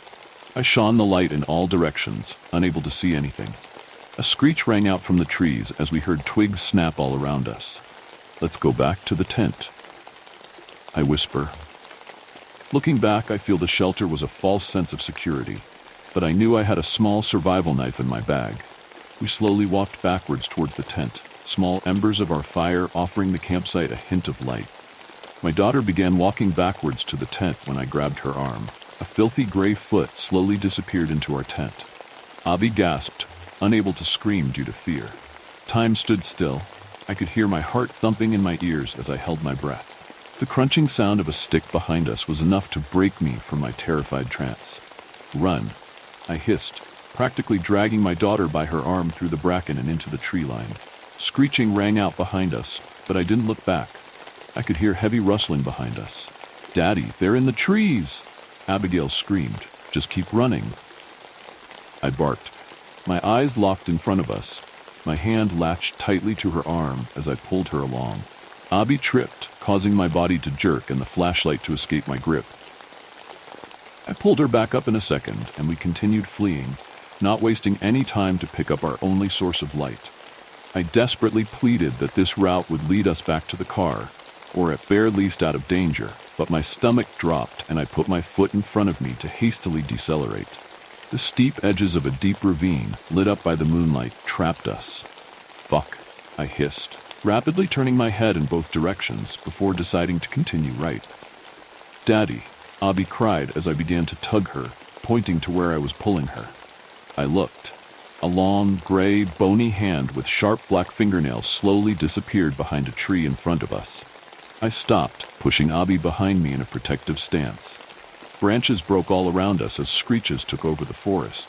My daughter gripped my hand as figures began slowly peering at us from behind the trees, their long, thin white hair hanging down illuminated in the moonlight, and their eyes reflected light like an animal. A low, rumbling snarl from behind us seemed to silence the forest. I turned my head to see a hunched creature hunting us on all fours, its back low to the ground. It got closer, stood on 2 feet and sniffed the air, before looking at my daughter and letting out a gurgling grin. Sharp, yellowed teeth filled its mouth. I pushed Abby behind me, encasing her between my body and a tree. "Get back," I yelled, holding my shoulders high. The creature looked at me, its slit pupils growing slightly as it slowly crept into the moonlight. "Daddy," Abigail screamed. I turned around to see a long, gray arm latched to my daughter's waist, trying to pull her up the tree. I began punching, clawing, and twisting the arm, desperately trying to pry it from my daughter. I suddenly felt a heavy impact on my back, and I began falling. The creature in the moonlight had hit me so hard I'd been thrown into the ravine. My body bashed against the rocky edges of the ravine as I rolled down the muddy edges and into an ankle-deep stream below. I tripped on rocks as I fought to stand, a sharp pain in my foot as I twisted it falling. The screams of my daughter rang out from above. I desperately clawed at the edges of the ravine, grabbing at roots and rocks to climb back up, but I couldn't. "Abigail?" I screamed helplessly, scraping my fingernails across the rocks and frantically seeking for somewhere to climb. The trees rustled and branches creaked from above me, the screeches of the creatures and my daughter's cries beginning to grow faint. "Daddy." No, Abigail." I walked through the ravine until morning light, when I found a spot I could climb. Dazed, I blinked into the sunrise. I continued briskly limping until I got to my car, plucking my car keys from my fleece pocket and collapsing into the driver's seat. I punched the steering wheel, tears welling up in my eyes as I turned the key in the ignition and began speeding into town. I filed a police report. Police didn't believe me at first, but eventually confessed they'd had a lot of strange reports from that woods. They believe it's a group of sick individuals in costumes targeting hikers and campers, even though I insisted that's not possible. No trace of Abby has been found. I live in hope that she got away somehow and will someday come back. Our campsite was discovered torn to shreds. Police did a thorough search through the forest and found the skeletal remains of some of the missing hikers. The bones had been snapped and were riddled with teeth marks. Police think an animal got to them. Martha blames me and has since demanded no contact. I can't say I blame her. I couldn't keep our daughter safe. I'll live with that guilt every day. I wish I could go back in time and just stay home that weekend. This story doesn't end with me hearing things in the night or seeing faces at my window. I haven't been to a woods since and keep my house well lit at all times. Abby, if you're out there and you read this, I'm so sorry I couldn't protect you. You were my reason to get up every morning, my push to get me through the week, and my reason to smile. Life isn't as bright without you. I've still got your bracelet. I keep it on my nightstand, so it's the first thing I see when I wake up, and the last thing I see before I go to sleep. Please come back, Abs. I'm scared of cryptids too. That was only the beginning. What came next was far more terrifying. The American sleep experiment is fucking doomed. The Russians barely scratched the surface. Series for previous parts, watch our previous videos, and also don't forget to like, share, and subscribe. I've been in and out of conscious control of my body for a while, still unsure of what's happened for the last few hours or days. I'm in a constant dream state, somewhere between awake and asleep on the permanent edge of night. Everything around me is so vivid, and the horrible things that have been lurking around the subjects have started acknowledging me when I observe. I worry that they may turn their wrath to me, and it's time to enact my plan before it's too late. I believe at this point we're 30 days in. I had a memory while I was paralyzed at one point, body shutting me out of control while my mind told me anything to keep me busy. I could see my mother, gaunt face staring at me with wide, unknowing eyes that were in the throes of insomnia, just like I was now. I remembered our last moments. Her symptoms came on slow at first, just the occasional sleeplessness here and there, nothing too bad. Over the next few weeks, it began to fill more nights, staying up even after taking the strongest sleeping pill her doctor could prescribe. It wasn't getting her anywhere though, and soon enough she was getting maybe 5 hours of sleep a week. Soon, not long after her sleep dropped off under 20 hours a week, she started having the hallucinations. She kept telling me that she could see my father, that he was screaming at her, berating her again for something beyond her control. That was just another Tuesday night at home growing up. Seeing the old fuck get drunk in front of the television until he was ready to take out his frustrations. When he finally died, I was 13, and I don't think I had ever seen Mom more content with life. After a few weeks, her bruises were finally healed, and she was practically glowing with energy to make things better for both of us. She only had 4 more good years after that before all of this happened. The hallucinations got worse, with paranoia becoming a major part of it. She swore that there were shadows watching her from every corner, waiting for her to go to sleep so they could take her body for their own. Soon, she refused to turn lights off in the house, having me install the brightest bulbs to try and keep them at bay. I did it, of course, because what else am I supposed to do for my mother while she's staying awake up until her final hour? I could at least humor her and put her mind at ease a little. Not that she knew I was her son at this point, constantly asking me who let me in or confusing me for her older brother at some points. Finally, she had this, moment of lucidness. She actually spoke to me like I was her son again, not some stranger in her home. Mikey, I want you to end this, she said to me one night as we sat watching Jeopardy. She always loved Trebek, and there wasn't a single night we missed out on watching. We had made it a game for the longest time between ourselves, seeing who could outscore the other. She didn't know what was going on anymore, but I was hoping it was something that could give her peace in the middle of it all. I was surprised, not expecting her to even talk other than babbling gibberish at this point.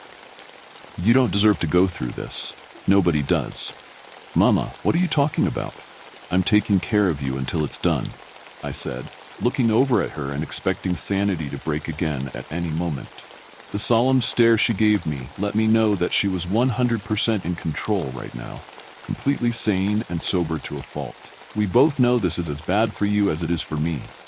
I want you to let me go on my own terms, Mikey, she said, tears in her eyes as she kept contact with me. I don't care how you do it, just make it quick for me, please. I can still see things, and I can't take it much longer. Okay, Mama. I was sobbing now, nodding that I would help her. I don't know what else I was supposed to say, but her speaking to me like that again, after the weeks of nothing but screaming and terror we had been through, let me know that she was right. She knew when it was time, and she knew that prolonging this only made it worse. It wasn't something I could just do. Days passed while I grappled with it, the morality aspect, and if I could even do it.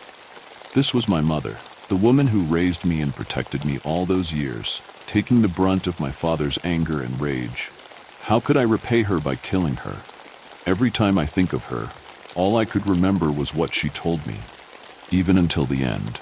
Every time something new ran us down, every time our situation went straight to shit for the umpteenth time, through all the beatings from Dad, through being homeless for weeks just to escape him, all the tears I cried not knowing what was going on, afraid he would come back any moment to beat us again. Those same words, "I've got you. I've always got you, even when you don't."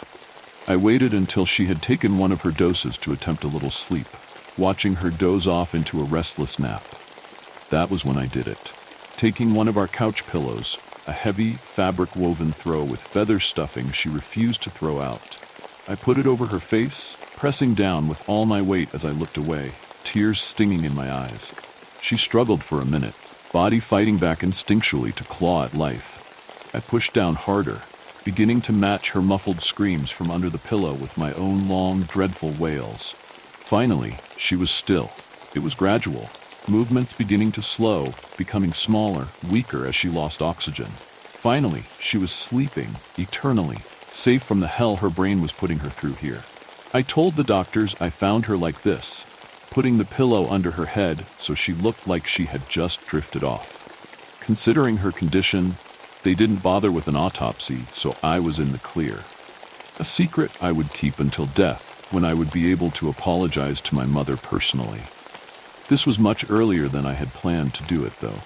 Over the past few days of slipping sanity, I could hear her muffled screams coming in clearer, the same sounds as her last breaths. Before long, she was visible, standing right there near me, staring me down.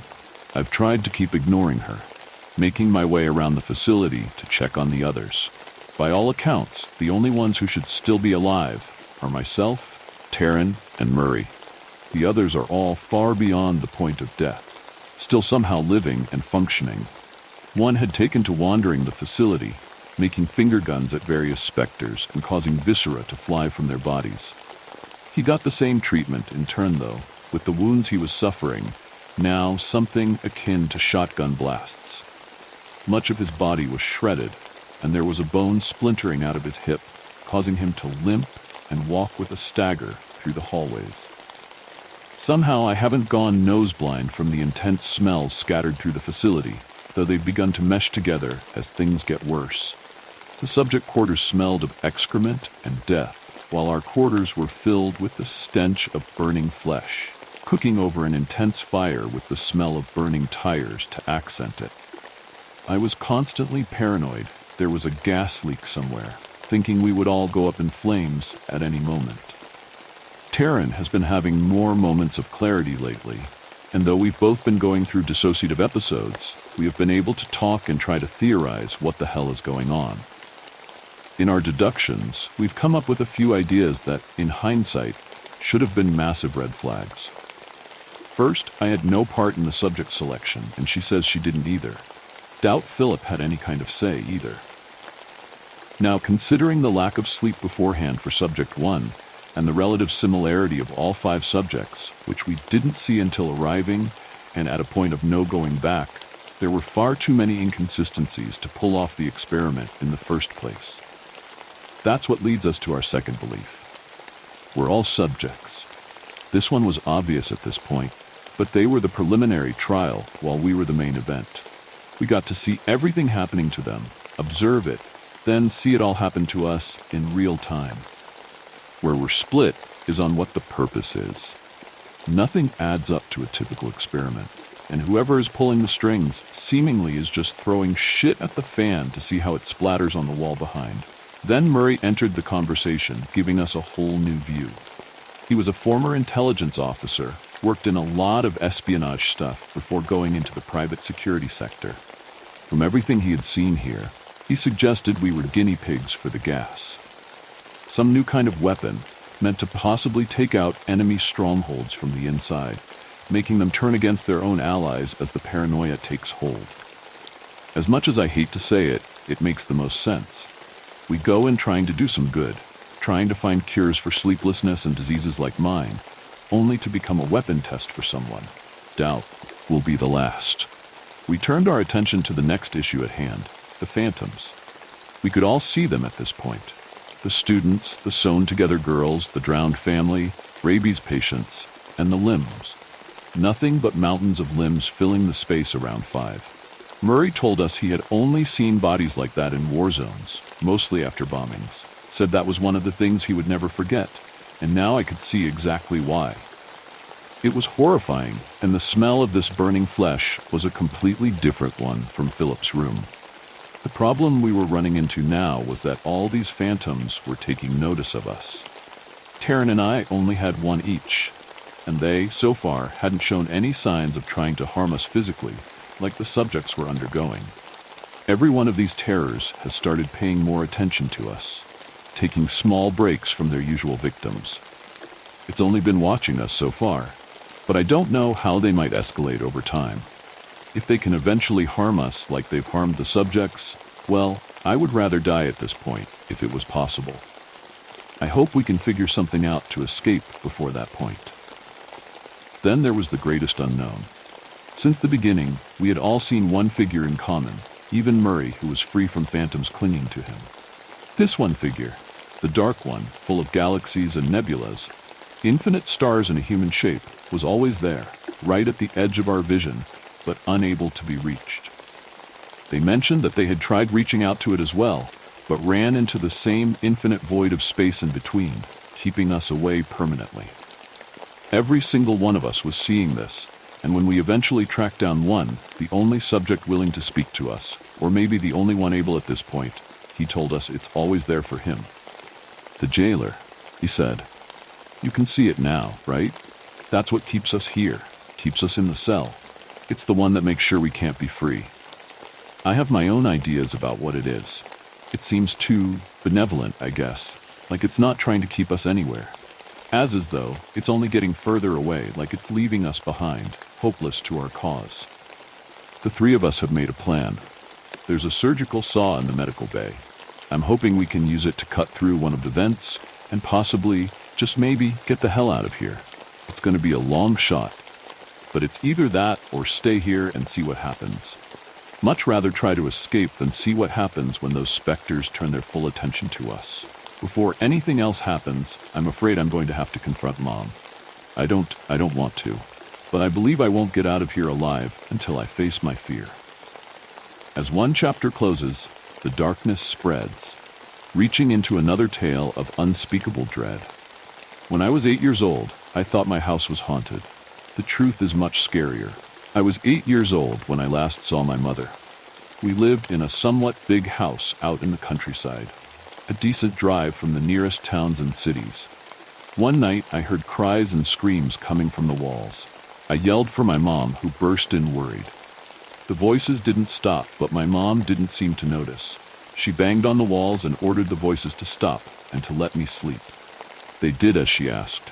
3 nights after, I got in the shower and turned on the water. Blood, boiling hot blood, spit out of the shower head. I screamed as it slowly burned my face and body. My mother pulled me out quickly and dried me off with a towel. The white towel turned red as she wiped away the blood all over me. A week later, I went back into the bathroom to brush my teeth. The light bulb overhead began to flicker, and in the quick instances that the room was dark, I saw a man staring back at me through the mirror. He looked pale and skinny, as if he hadn't eaten in days. The light stopped flickering, and I almost played it off as an illusion until a bloody handprint appeared on the mirror. It was the last weekend before school starts. I laid in my bed and must have snoozed off for a good few minutes to half an hour when my closet door opened.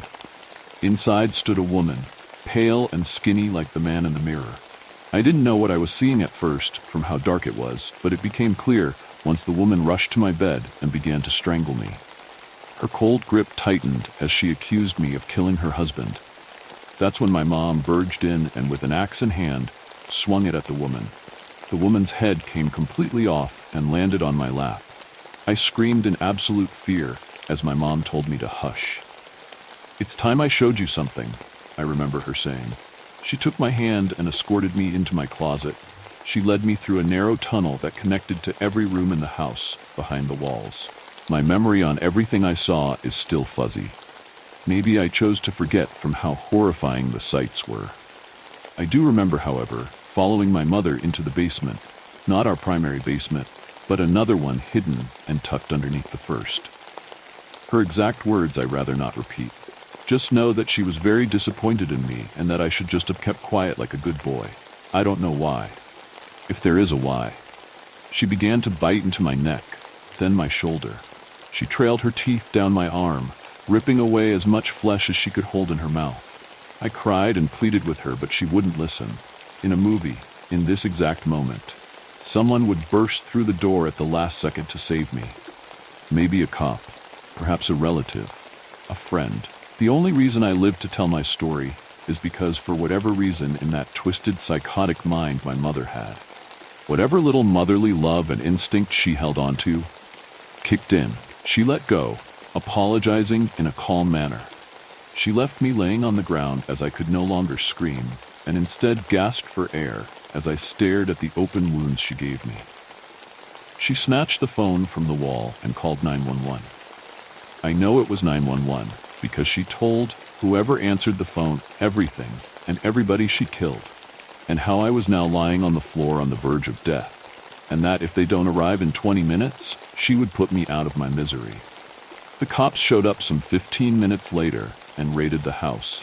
They took my mother into custody and rushed me to the hospital. I didn't get to hear the report on her until I finally got to my 20s. Even with all the details, I still didn't get what was the purpose. Why did she do all that? The voices in the wall belonged to people she buried inside, using their skin as wallpaper. The blood in the shower came from the bleeding bodies that she used to fix the plumbing. It was hot because my mother thought if she left the water boiling, they would disintegrate. The mirror was two-way with the inside looking into the restroom. The flickering light was just a standard faulty light bulb. The woman that came out of my closet went nuts after potential weeks of little to no nutrition. She attacked me thinking I was aware and helping my mother. To this day, I don't know what was going on in my mother's head. The cops can't find any logical explanation for such drastic crimes. I just tell myself the house was haunted and she was possessed to move on with my life. It's the only thing I can really do. But every horror story has a sibling. And this next one is even more sinister. The creature in the woods. It was a crisp autumn evening when my friends and I decided to go camping in the remote woods for the weekend. We were all excited to escape the city and immerse ourselves in the tranquility of nature. By the time we arrived, night had already fallen, so we hurriedly set up our tents and lit a fire, the flickering flames casting long, dancing shadows around our campsite. As we sat around the fire, we began telling ghost stories, each one more chilling than the last. The crackling of the fire and the eerie shadows it created added to the spooky atmosphere. The air was thick with a sense of foreboding, and even the simplest of sounds seemed amplified in the stillness of the night. We roasted hot dogs for dinner, but the taste was overshadowed by the spine-tingling tales we shared. Around midnight, we decided to put out the fire and get ready to turn in for the night, eager to wake up early for a hike the next morning. Just as we were about to retreat to our separate tents, we heard a rustling noise coming from the bushes. "Did you hear that?" Henson asked, his voice tinged with unease. "Yeah, I did," I replied, my heart beginning to race. "Rabbit," Bruce retorted dismissively as he walked back to his tent. Henson and I stood there for a moment, scanning the trees, but saw nothing. Reluctantly, we turned and started walking back to our tents. Suddenly, a low, guttural growl echoed out of the forest, making every hair on my body stand on end. I spun around, but still saw nothing. That's when Bruce turned his flashlight on, and there, in the beam of light, I saw them. A pair of glowing eyes staring back at us from the bushes, unblinking and menacing. My heart pounded as we heard the creature emerge from the shadows. "I'm grabbing my rifle," Bruce shouted as he ran towards his tent, but the creature let out a howl so deafening that it brought us all to our knees, wincing in pain. The sound seemed to pierce through the very fabric of the night, leaving an eerie silence in its wake. I slowly looked up, bracing myself to face the beast that I was certain would attack and kill us. It resembled a wolf, a gray wolf, but it was massive and stood on its hind legs. The creature was no shorter than 8 feet tall. I could see its huge fangs, with saliva glistening in the moonlight, dripping onto the ground. Its eyes burned with a feral intensity, and its fur bristled as it growled, sending shivers down my spine. The creature took a step closer, and that's when Bruce fired. He fired again and again, but then there was silence. I opened my eyes to see the creature still standing there, unscathed. It let out another bone-chilling howl before sprinting in our direction with terrifying speed. My friends and I aren't dumb. We took off running towards our trucks. My heart raced with fear as we ran, the creature's footsteps pounding the ground behind us, growing louder with each passing second. I could hear its breath, ragged and menacing, as it closed in on us. The pounding of my heart reverberated throughout my ears, almost drowning out the sounds of our frantic escape. I glanced back and saw it gaining on us with tremendous intensity. Its eyes glowed with malevolent hatred as it clawed its way towards us. In my panic, I stumbled and tripped over a tree root.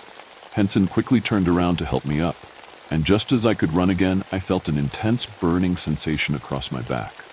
I cried out in agony, but didn't dare stop running, the creature's growls echoing in the darkness behind us. We finally reached our trucks. I fumbled with my keys, my hands uncontrollably shaking. I managed to get inside, slam my door shut, and lock it just as the creature lunged at my car. It pounded on my roof with such force that the entire vehicle shook, its growls and screams echoing through the night, sending chills down my spine. Then it jumped to the hood of my car, its eyes glowing with a sinister light. It started beating on my windshield, each blow causing cracks to spiderweb across the glass. I screamed as the creature's claws tore through the windshield, shards of glass flying everywhere. In a desperate move, I quickly unlocked my door and leaped out into the bed of Bruce's truck as he was pulling out. Bruce and Henson both sped away as fast as they could, tires screeching against the dirt. I stared in horror as the creature just stood there, still perched on the hood of my truck, its eyes locked onto mine. To this day, we don't know what that creature was. I know what I believe it is. We all agree on one thing. We'll never go camping in those woods again.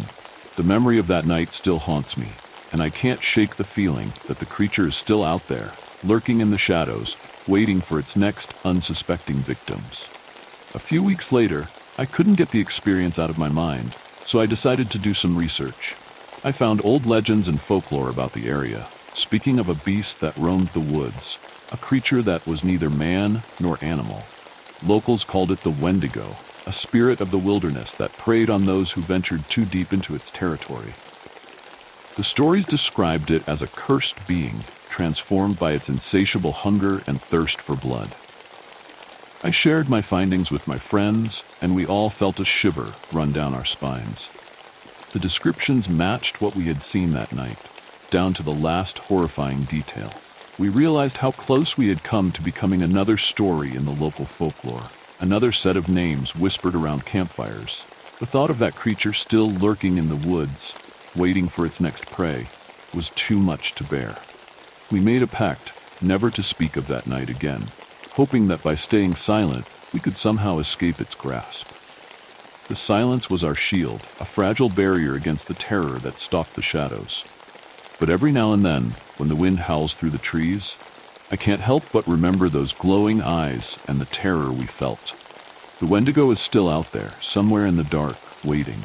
And sometimes late at night, I wonder if it remembers us too. The thought sends a chill down my spine, making me question whether silence is enough to keep the darkness at bay. And just when they thought the nightmare was over, another door opened to something far worse. The Arcadia Initiative. It's practically a cliche at this point, right? Every millennial mom at some point or another has had their kid beg them to buy in-game currency for whatever's hot at the moment. And every mom's been on the receiving end of the iPad kid tantrum they throw when they don't get it. It's like a rite of passage, but things have gotten dire here. My son has gotten a bit more creative in his pursuit of money. He's stolen my credit cards and tried to log into my bank account. I gave him a cash allowance, but he used it to buy Visa gift cards he would then enter into the game. I put a stop to that. No more allowance, no more birthday money. The game's called Arcadia. Android only, I suspect because the developers felt iOS was too locked down. More on that later. For the longest time, I didn't even know what the game was because whenever I tried to look, he always hid his phone, like he was ashamed of it. I downloaded the game to see what he's so obsessed with. Right off the bat, there weren't just red flags, but red flashing lights and alarm bells. The first page of the EULA read, "Warning, you will be gaslit." And the proceed button is grayed out until you click a checkbox saying, "My grip on reality was never that strong anyway." What the fuck is that? What is this? The app asks for every single permission from your phone and doesn't boot until you allow all of them. It even encourages you to root your phone. Fuck that. I'm running it on an emulator in a virtual machine. I've been around the block once or twice. Once I gave it full access to my non-existent phone, the developer's name appeared on screen. Sinneslöschen. I had suppressed the memories, but I could never forget that word. German for sense delete, apparently.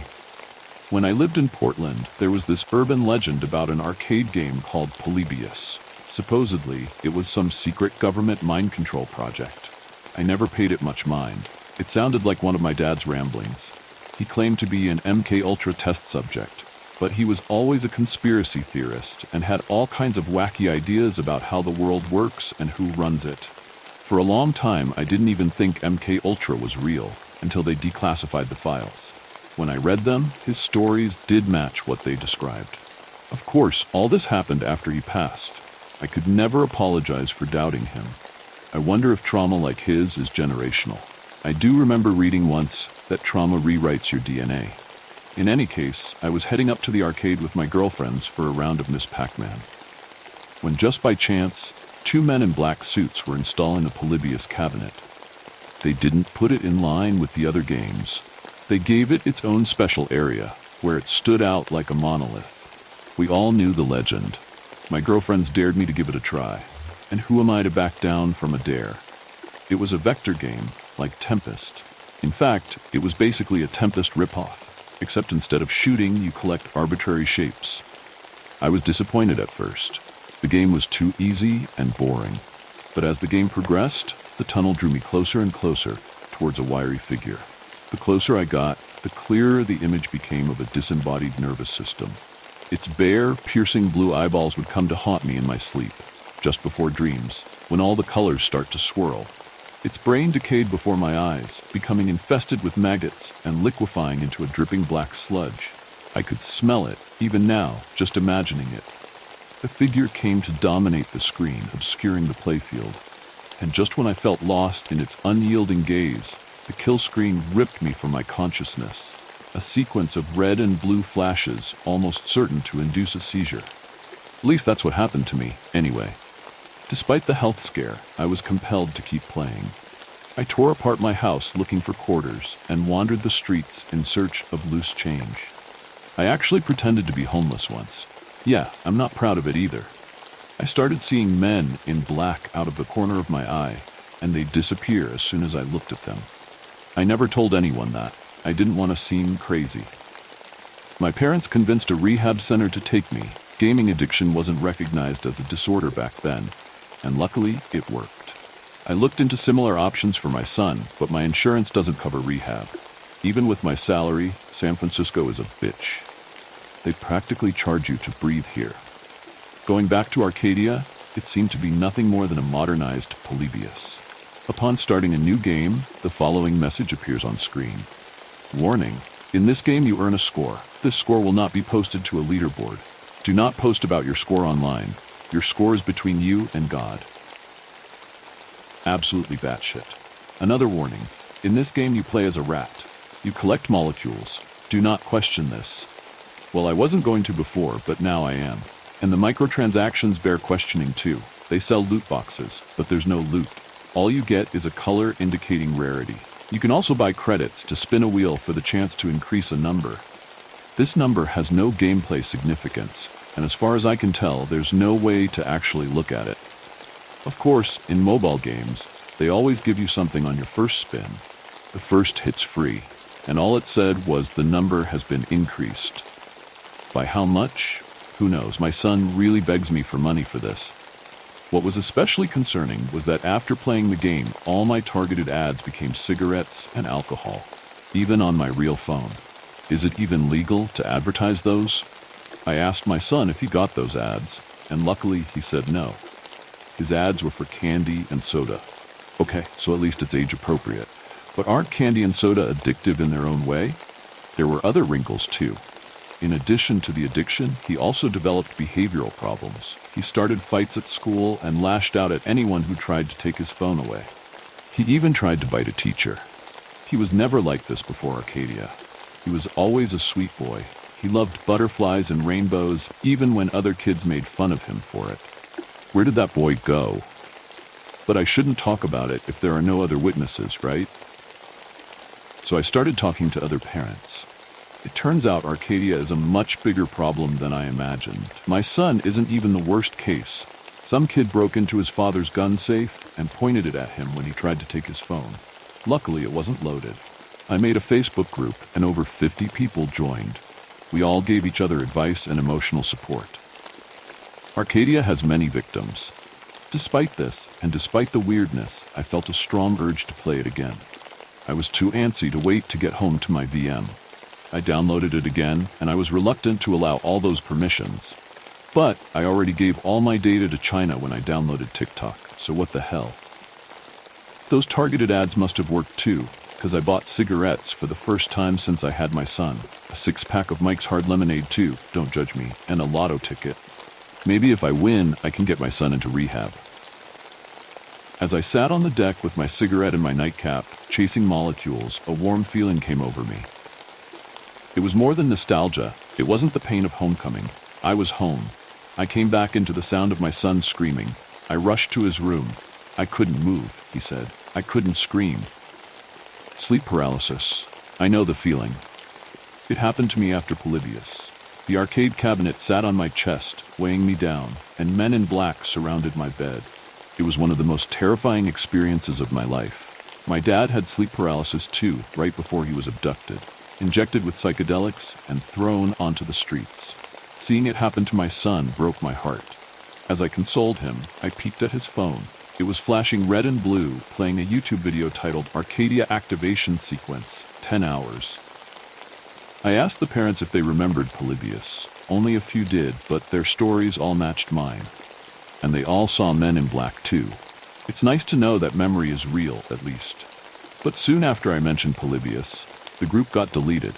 I'd added a few of them as friends, but they suddenly disappeared from my friends list. I guess they were cleaning up their friends lists after the group got shut down. I found a trademark for Sinisletion filed by a Michael M. Zadrozny.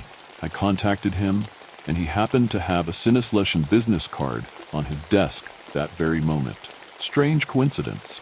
The only thing on it was a website, and worryingly, it was a .onion domain. They're really gonna make me break out Tor for this, huh? It looked like a BBS from the 80s, white ASCII on a black background. The only available page was careers. Suddenly, I had an idea. I've been coding since I was a kid. Ada Lovelace and Hedy Lamarr were my childhood heroes. I'll have you know that coding used to be women's work before men realized there was money in it. Sorry, got sidetracked. I never worked in games because there's more money in other fields, but the fundamentals carry over. If I went undercover, I could blow this thing wide open. Clicking the link took me to a command line where they asked me to type my name. Upon doing so, it prints the message, "Your data has been collected. Thank you for your participation in the Arcadia Initiative." All I entered was my name. What data? At this point, do I even want to know? I woke up in the middle of the night. My phone was on my chest, open to the activation video. It weighed as much as an elephant. I couldn't move. Jesus Christ, not again. Not again. Not again. Not again. 2 men in black appeared on either side of my bed, fading into view like ghosts. They jammed a needle into my neck and injected me with God knows what. I looked down as far as my eyes would allow and was greeted with a floor covered with writhing, shrieking rats. The bedroom door opened and an exposed nervous system floated in. It hovered above me, brushing me with its feathery tendrils before mimicking my position. Its brain bubbled and dripped a tar-like substance onto my face. The smell. Oh my God, I'm back again. The nervous system descended, sinking into my body and becoming part of me.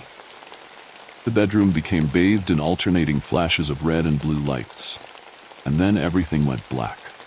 When I came to, I was bound to a steel folding chair in a blinding white room. A stout, bearded elderly man sat behind an antique mahogany desk, flanked by two men in black. His inquisitive eyes lent him a grandfatherly appearance, but his crooked smile betrayed his calculating nature. "I'm glad you could make it to our scheduled interview," he said. "I wasn't sure if you'd accept our invitation." Christopher Hedgering, charmed. He extended his hand for a handshake. "Funny guy. If you have any questions before we begin, I'd be glad to answer them." The men in black reached into their inside breast pockets. "But do choose your words carefully. Where do I even begin?" I had no way of knowing if what I was about to say would lead to my own death. My mind went blank. I could only muster the courage to speak one word. "Why? Why what?" prodded Hedgering. "Why do this to children?" He seemed surprised by my question. "Why does any company do anything? For money, of course." I don't buy it for a second. "So it's all business, huh? Well, what about them?" I nodded towards the men in black. "What business do you have with government agents?" The men in black whipped out their pistols. Hedgering motioned for them to lower them. "They're a private security firm. Our data is very sensitive, as I'm sure you understand." "The data you get from turning kids into addicts?" "The term addiction carries so much stigma. We prefer player retention." He pulled a cigar from his desk drawer and snipped off the end. "The data from the Polybius experiment served us for many decades, but we've reached the limit of that technology. Oh, by the way, the secret of Polybius is that the joystick measures the galvanic skin response, and the game intensifies whatever stimulus increases it." He paused to light his cigar. "Your son's generation is the perfect testbed for our new player retention system. They are called Generation Alpha, after all." I scoffed. "What a sick joke. What you call player retention, I call gambling." His smile grew in devilish condescension. "Have you noticed how an arcade cabinet resembles a slot machine? You insert coins and move the lever for a chance at satisfaction." I hadn't noticed that, actually. It seems so obvious in retrospect. And video arcades didn't come from nowhere. They're the evolution of early 20th century pinball arcades. And pinball, for a long time, was considered gambling. It was actually illegal in Chicago and New York until the late 70s. So you see, gambling has been in video gaming's blood from the very start. It's written into their DNA. But while gambling is regulated by the federal government, video gaming is not, which makes it a useful gateway to more mature forms of chance-based gaming. He took a long drag of his cigar. "The fact of the matter is this: there is no conspiracy. Simply put, addiction is profitable." I had no response. "Has it really always been this way?" The men in black untied me. Hedgering stood from his chair. "I'll show you out. Unfortunately, we don't have any openings right now. If you're looking for a new line of work, why not franchise an animatronic pizza parlor? I hear those are popular with the kids these days. I was going to open one in the 70s, but some rat beat me to it." Hedgering wrapped his arm around my shoulder and led me out of the office. Dozens of men in black lined the halls. I was paralyzed. "What's wrong?" asked Hedgering. "They're only security. Don't you feel secure?" Eyes wide in terror, I shambled forward. The men in black shot daggers at me from behind their sunglasses. I couldn't stand to look at them. I lowered my head and kept my eyes glued to the floor. The path out the building took so many twists and turns, I lost count. I was a rat in a maze, my every movement being observed. My chest tightened and my breathing shallowed. Was it a panic attack or a heart attack? Every time I stopped to soothe the pain, the men in black pushed me forward. I felt the aura of a migraine. The sharpest, most splitting headache of my life took hold of me. I grasped my hair, pulling it from the roots. All I could do was collapse. The next thing I know, I'm standing on the shoulder of a highway. Thank God for Uber. Am I right? Cost a fortune. Apparently I was in Sunnyvale. My son didn't even realize I was gone. That activation video kept him too busy to notice. So now that I'm home, I've been struggling to process this. The crazy thing is, Arcadia uninstalled itself from my phone, and it's no longer on Google Play. It even uninstalled itself from my emulated phone. I can't believe I'm thinking this, but that app did exist, right? I would ask the other parents, but they stopped responding to my texts. Were they told to do so? Or do they think I'm crazy? I need you guys to help me out. Question 1. Are we sure it's not the government? Hedgering said the men in black were private security, but they never seemed to secure anything. They were always watching from a distance and took off when spotted. That sounds more like surveillance to me. Question 2. Am I being paranoid? Hedgering's explanation of the industry made a lot of sense, and it's simpler than any conspiracy theory, Occam's razor and all. But that still doesn't explain the psychological effects. Ever since I left that building, I haven't felt right in my body. I feel like a floating nervous system with a rotting brain. I look in the mirror and see my body there, but I'm not in it. That isn't me. My sense of self has been deleted. Jesus, I think I might actually be going insane. I mean, my dad had bipolar, and that can get passed down. But was that diagnosis even real? Or were they just trying to paint him as crazy so no one would believe him? Am I losing my grip on reality? Was it ever that strong to begin with? I need you to tell me if I'm making sense. I need you to tell me I'm not being numb. But their terror was only the beginning. Elsewhere, a far more sinister force was awakening. A small piece of your soul is left imprinted on it forever if you let it mimic you. I slapped my alarm as quickly and quietly as I could. While holding my hand over the alarm, I slowly turned to see if I had woken my wife. Jane always managed to look pretty, even when she was sleeping. Well, not really, but she looked pretty to me. I walked to the bedroom door on my way to the kitchen, making sure to avoid the creaky aged planks that made up my bedroom floor. I could practically step around them with my eyes closed. Jane has always loved the taste of fresh game. I could never understand what she liked about it, but I loved hunting, so it was a nice balance. I tried preparing the pots and plates as quietly as I could, but, they're pots and plates. I told myself she couldn't hear anything I was doing and the surprise wouldn't be ruined, but I'm certain I heard her trying to race back up the stairs quietly to spare my feelings. After leaving the kitchen ready for the meal I would prepare later, I grabbed my beautiful bolt-action CZ rifle and left out the front door. The outside world greeted me with a single tone that mirrored itself as far east as west. The blinding white frost of the cold winter morning created the illusion of distance at infinity, while simultaneously appearing completely flat and right in your face. A gentle breeze made sure my eyes never opened further than a squint. I whistled at my lazy mutt, and he poked his head out of his luxurious doghouse. I lowered my fist to Bartleby, and he used my knuckles to give himself a nice shiatsu head massage. I tucked my hand back into my pockets after the cold strips what little heat I had left. Bartleby bites at my hand, annoyed that I put it away. I led him to the passenger side of my truck, opened the door for him, and he hopped in, closing the door behind him with his jaws on the rag I wrapped around the handle on the inside. I walked over to the driver's side, and just before I ducked into the seat, I looked up to see her smiling at me from the second-floor window. When I saw her, she flinched away, but quickly came back when she realized I had already seen her. She gives me a bashful smile and wave, and I shake my head, chuckling, while waving back at her. I start the truck and regret not getting the heater fixed. Even on high, it's only barely enough to allow me one hand on the wheel while I warm up the other. At least she's a reliable rig. We cut through the fresh snow with ease on the main road, heading towards a nice hunting spot that I frequently visit. Bartleby had already buried himself in his smelly blanket and refused to come out. I pat him over the blanket. "Come on, boy, haven't you slept enough?" He stubbornly gives me a soft woof. I reach into the glove box and pull out a package of dried venison.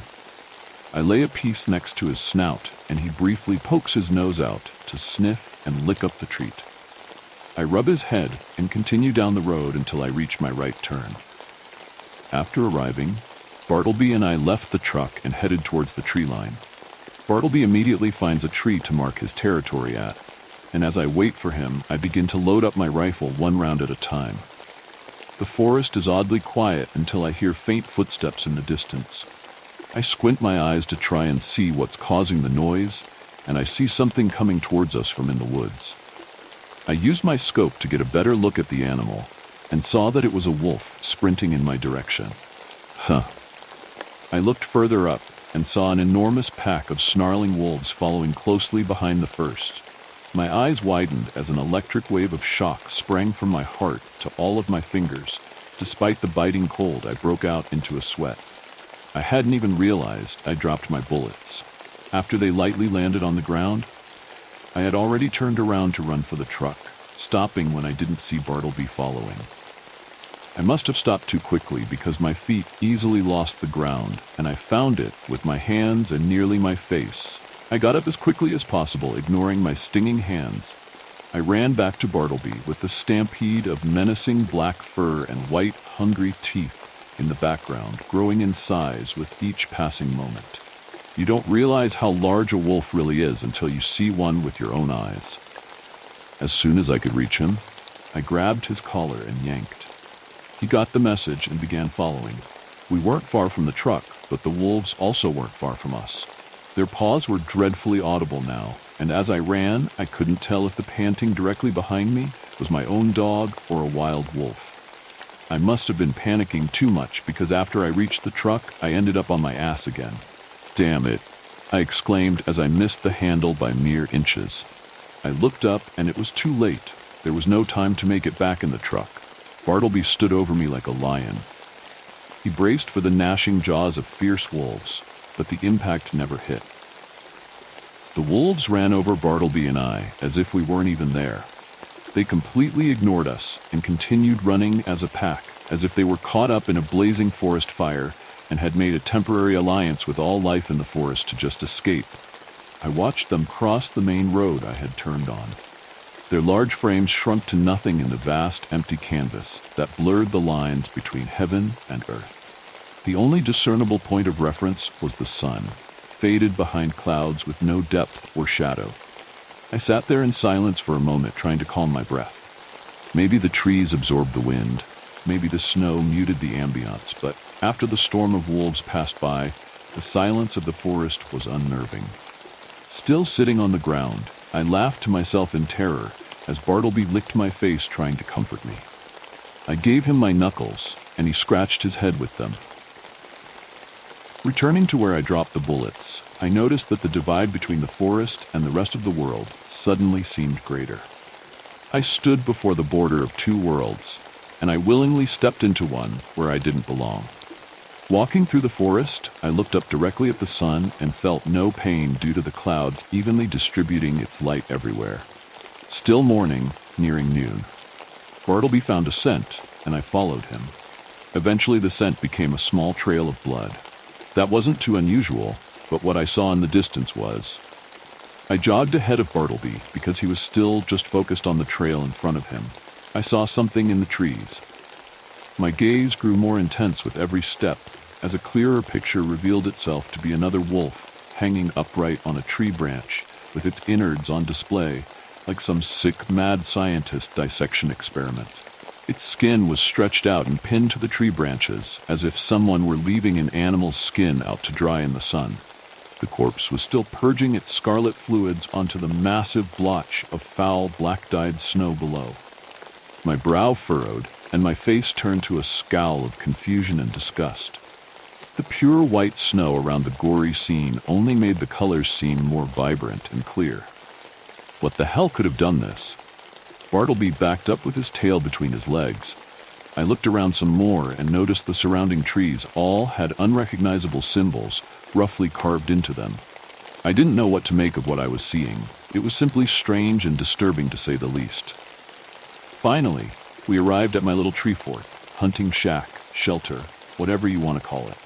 I built her right onto a tall, strong tree.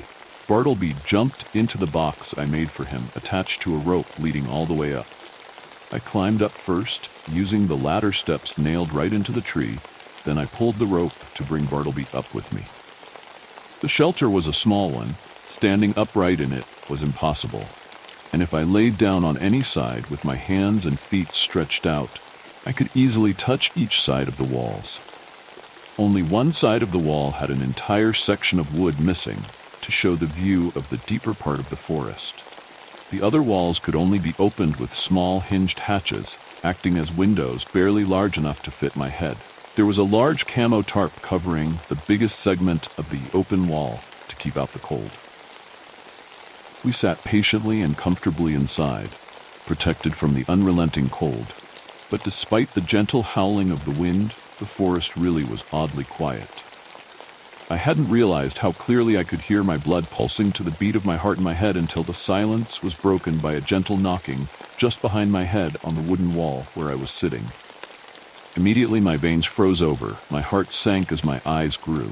I tried to ease my growing heartbeat by thinking, well, it's probably just a loose branch. I got up hunched over and looked at the hatch on the wall.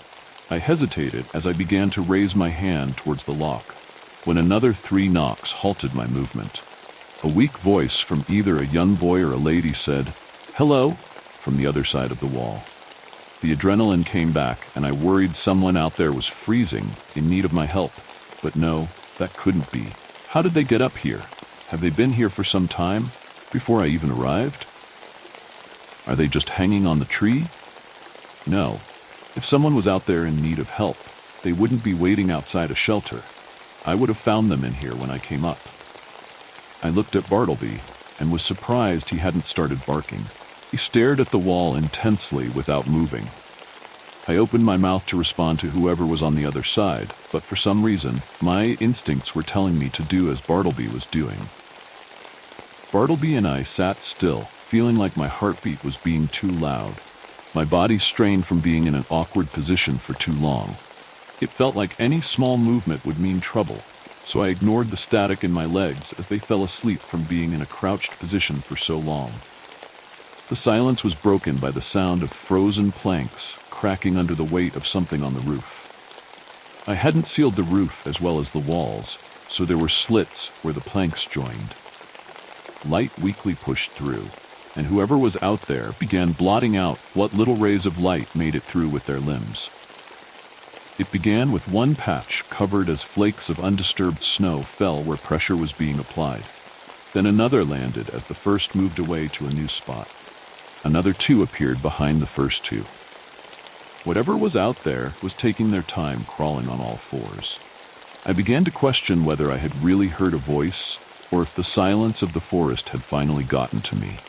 My lungs forgot how to work as I watched it continue across above us. After it reached the edge of the shelter, there was one last creak slightly more audible than the others. The shadow disappeared from the roof and briefly returned where the tarp was hiding us from the outside world. It had jumped. There was a thud on the floor below, muffled by the snow, then rapid footsteps that quickly decreased in volume. I finally remembered to breathe again and made my way to the tarp. I lifted it and looked out.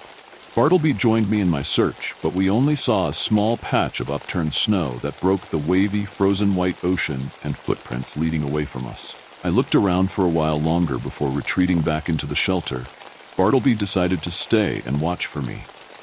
I quickly checked the hatch on the side of the wall where the knocking originated. Sticking my head out, I saw nothing unusual. I locked it again and sat back down, still processing the odd occurrence.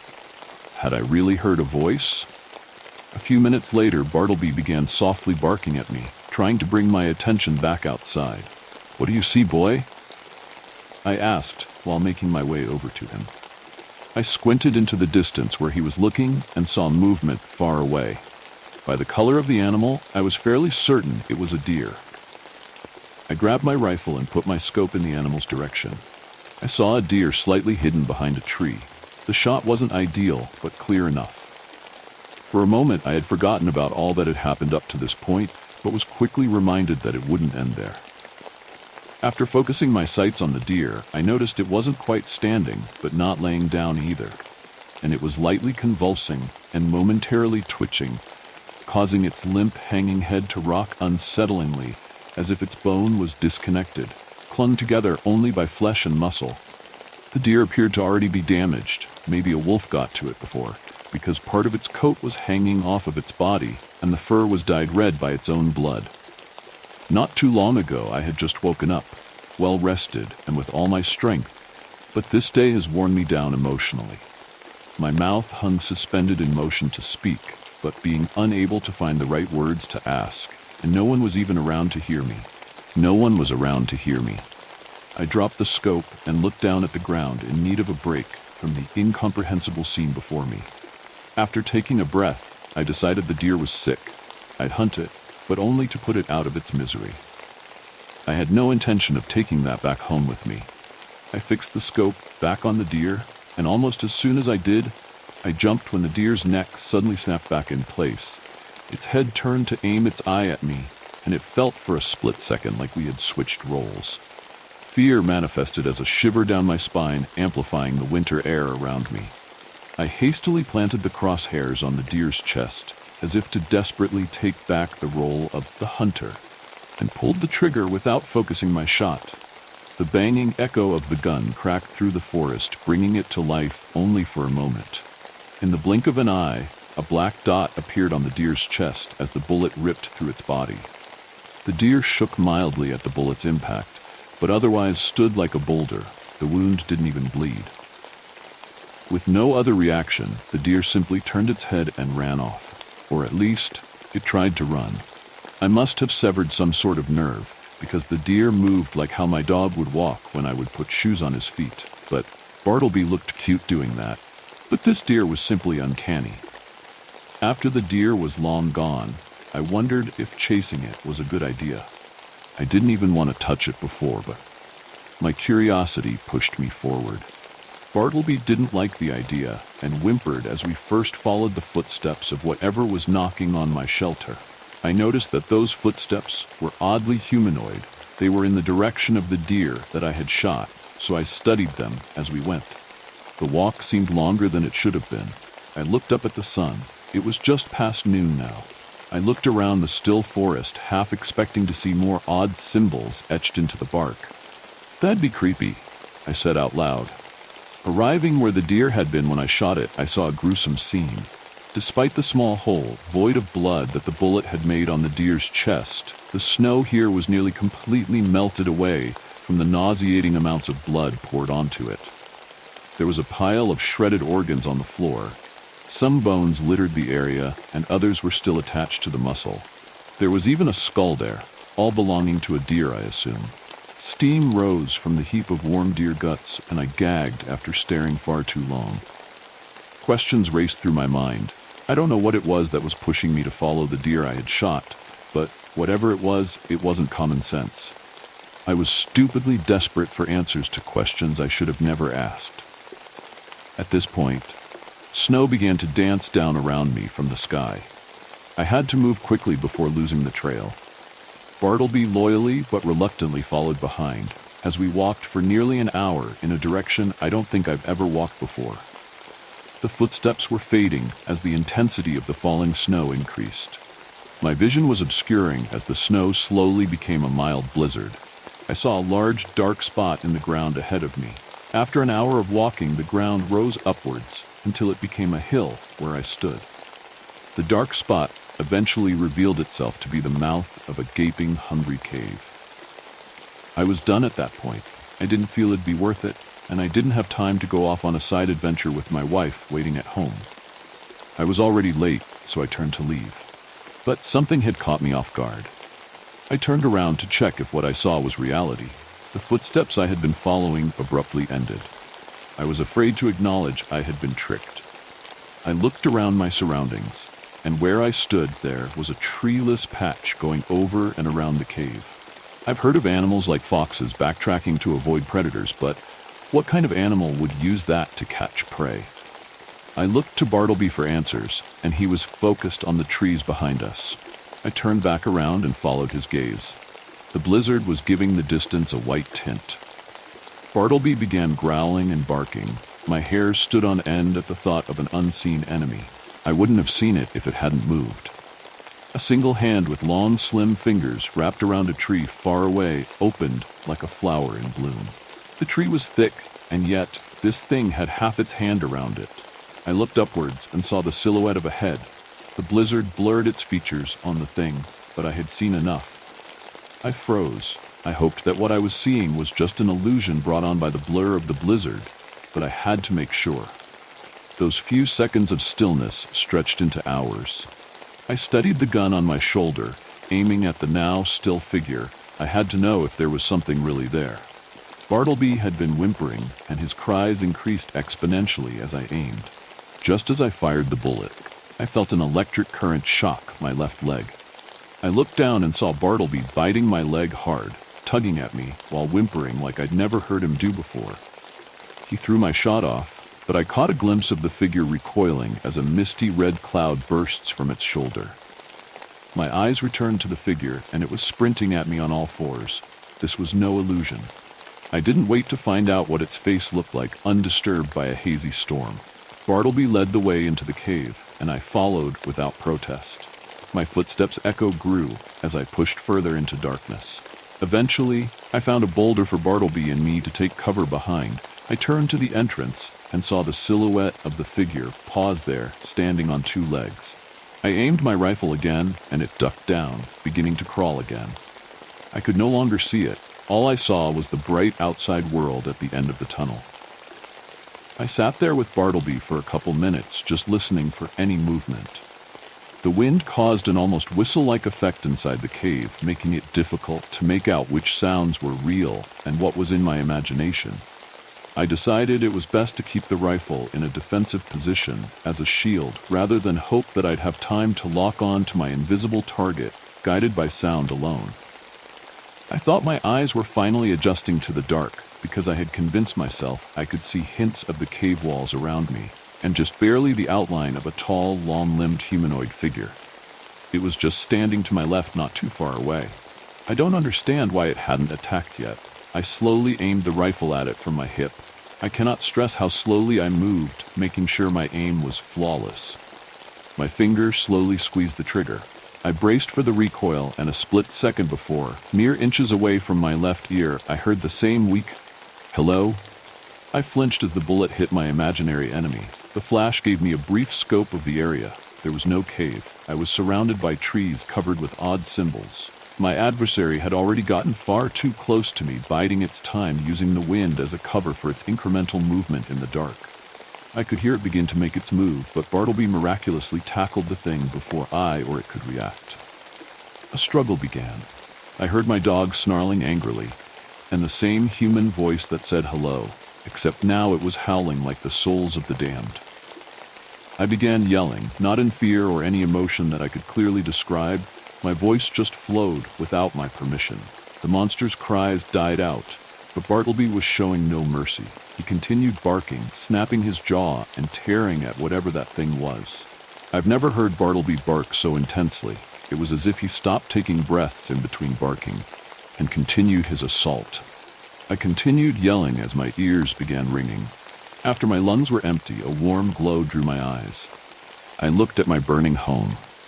The flames raged on as I opened my mouth to release emotional pressure through my voice.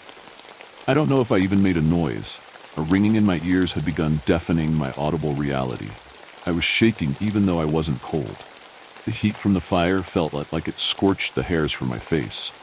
My wife grabbed me by the shoulders and shook me violently. I continued yelling in her face in a delirious state. I stared at her, but I couldn't remember what her face looked like. She guided the rifle in my hands to her chest while chanting something that I couldn't hear. I kept the rifle fixed on her, not knowing what else to do. She eventually walked away to the side of the house and got down on her knees. She began working on something on the floor, but I couldn't see what it was. The ringing in my head was unbearable. I couldn't explain any of my actions if I tried, but without hesitation I lifted the barrel of my rifle to my chin and fired a round into my head. My world flashed, and I was plunged back into the dark reality of my situation. The transition shocked the air out of my lungs, and I fell to my knees, gasping for air. When I caught my breath, I noticed Bartleby whimpering weakly. I stepped towards where I heard him. "Bart? You okay, boy?" My voice quivered.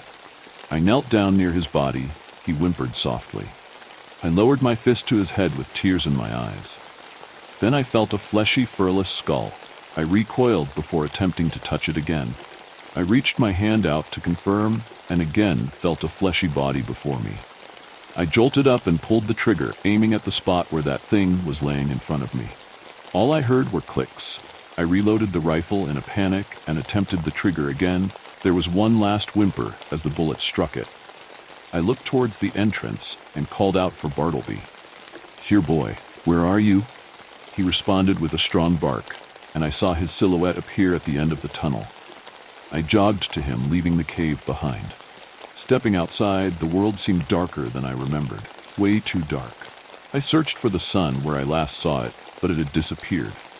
It was now hanging low on the other side of the sky. Evening. How long was I in that cave for?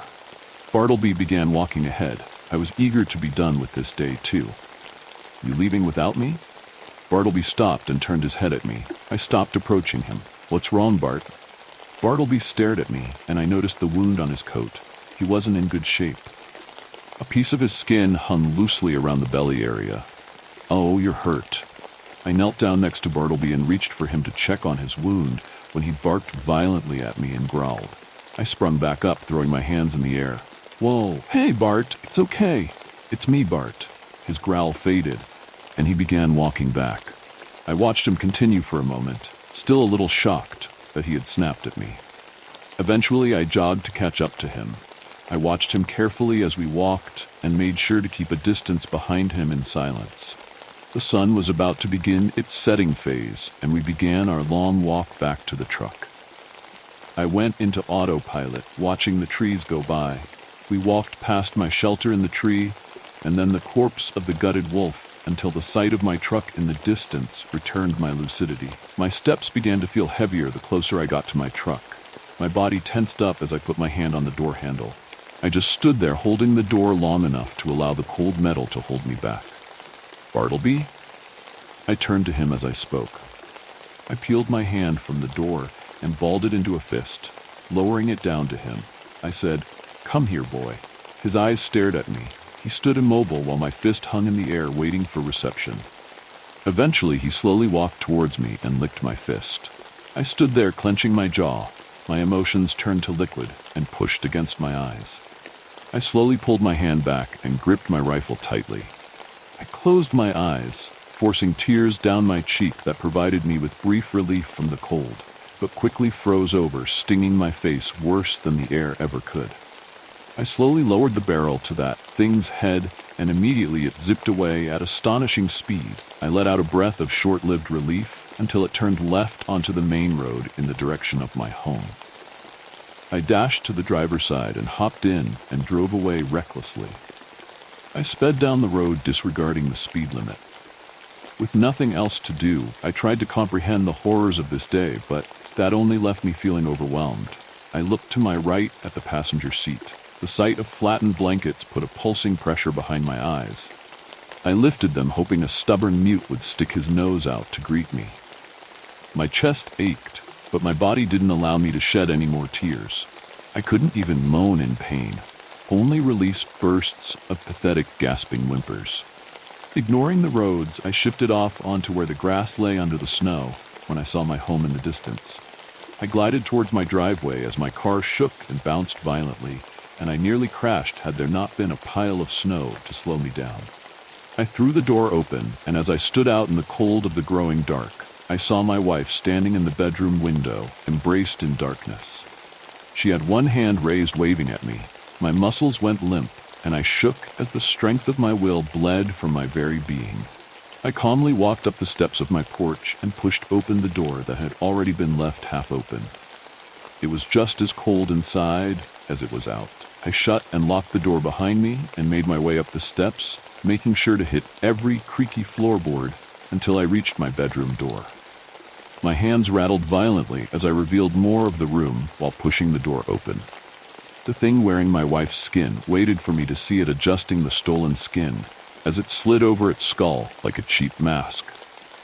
Gripping the rifle in my shaky hands, I began to raise it to my chin. That's when it jumped towards me, inserting its fingers into my right side like it was warm butter. I don't remember falling, but I sat there against the wall, looking at my exposed rib and heaving lung. Somehow, I never lost my grip on the rifle. When I looked up at the thing, it had been momentarily blinded as the stolen skin shifted around its eyes in the commotion. I somehow found the strength to get up on my feet with a horrible gurgled grunt in my throat. I stumbled down the hallway to the hatch leading up to my attic. I struggled to reach it with half of my torso muscles gone. Eventually, I brought the ladder down and climbed. I turned around and the thing was still desperately trying to readjust my wife's face onto its own, like its existence depended on having an identity, even if it wasn't its own. I could see its bones shift, like they were each their own separate entity. I continued up and locked the hatch when I was in the attic. I stood leaning on the slanted ceiling around me with my rifle aimed at the hatch. It banged on the hatch, each strike fully intending to pulverize the barrier. When it inevitably came up, I fired a round into its chest and confirmed my suspicion that a single round wouldn't do much, especially in my limited time. I finally got a good look at this demonic being. It seemed to have given up on my wife's face and showed what it was really made of. Its facial features writhed desperately, changing shape, as if it were waiting for an input. Same went for the rest of its body, except for the parts where the stolen flesh hadn't fallen off. I fired again this time, aiming at the water heater behind the thing. It hissed moments before the bright flash sent me against the wall. I felt the burn of heat and cold simultaneously. The blaze burned the hairs off my face, and the cold behind me made them stand on end. I was weightless for the few moments I spent falling. I don't remember hitting the ground, but I woke up dazed. There was a patch of dirt, unbothered by snow, on the side of the house, where a pretty red-leafed plant was growing next to me. I was worried I had crushed part of it with my fall. The world was blurry, and seconds passed by as minutes. The world went dark as I closed my eyes. When I opened them again, I heard the shrieking bellows of 1,000 souls, both human and animal. When I looked at the source of the hellish cries, I saw dozens of contorted limbs writhing as fire freed the souls trapped in the demonic vessel. Each of its heads displayed a unique skull, spazzing wildly, as if it had forgotten what it originally looked like when it was birthed from the rankest bowels of hell.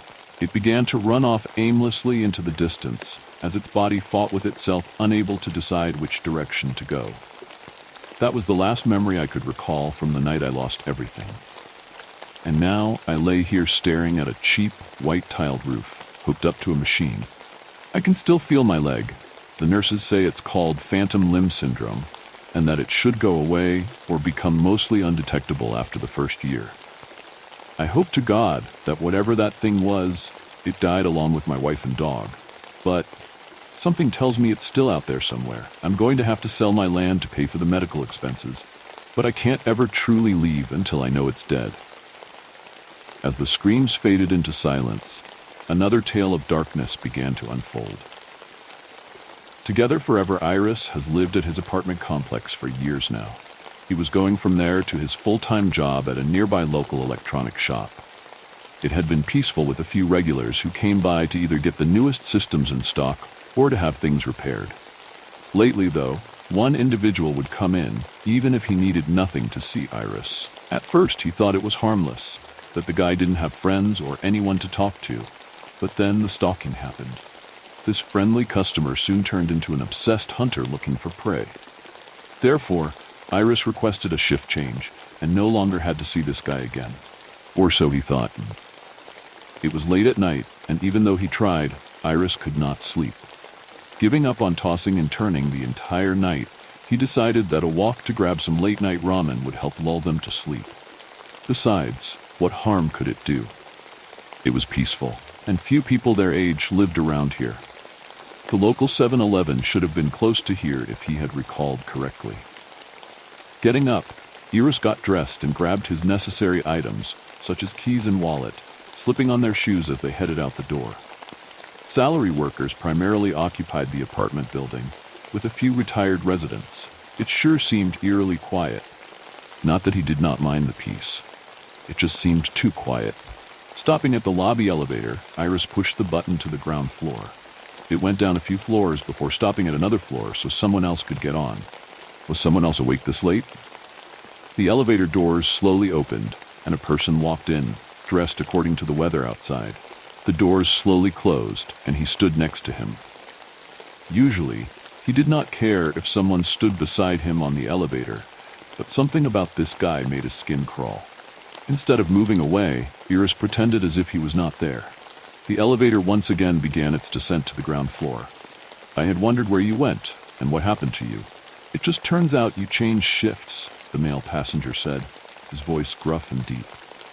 Who knew we lived in the same apartments? Excuse me, Iris said, furrowing his brow.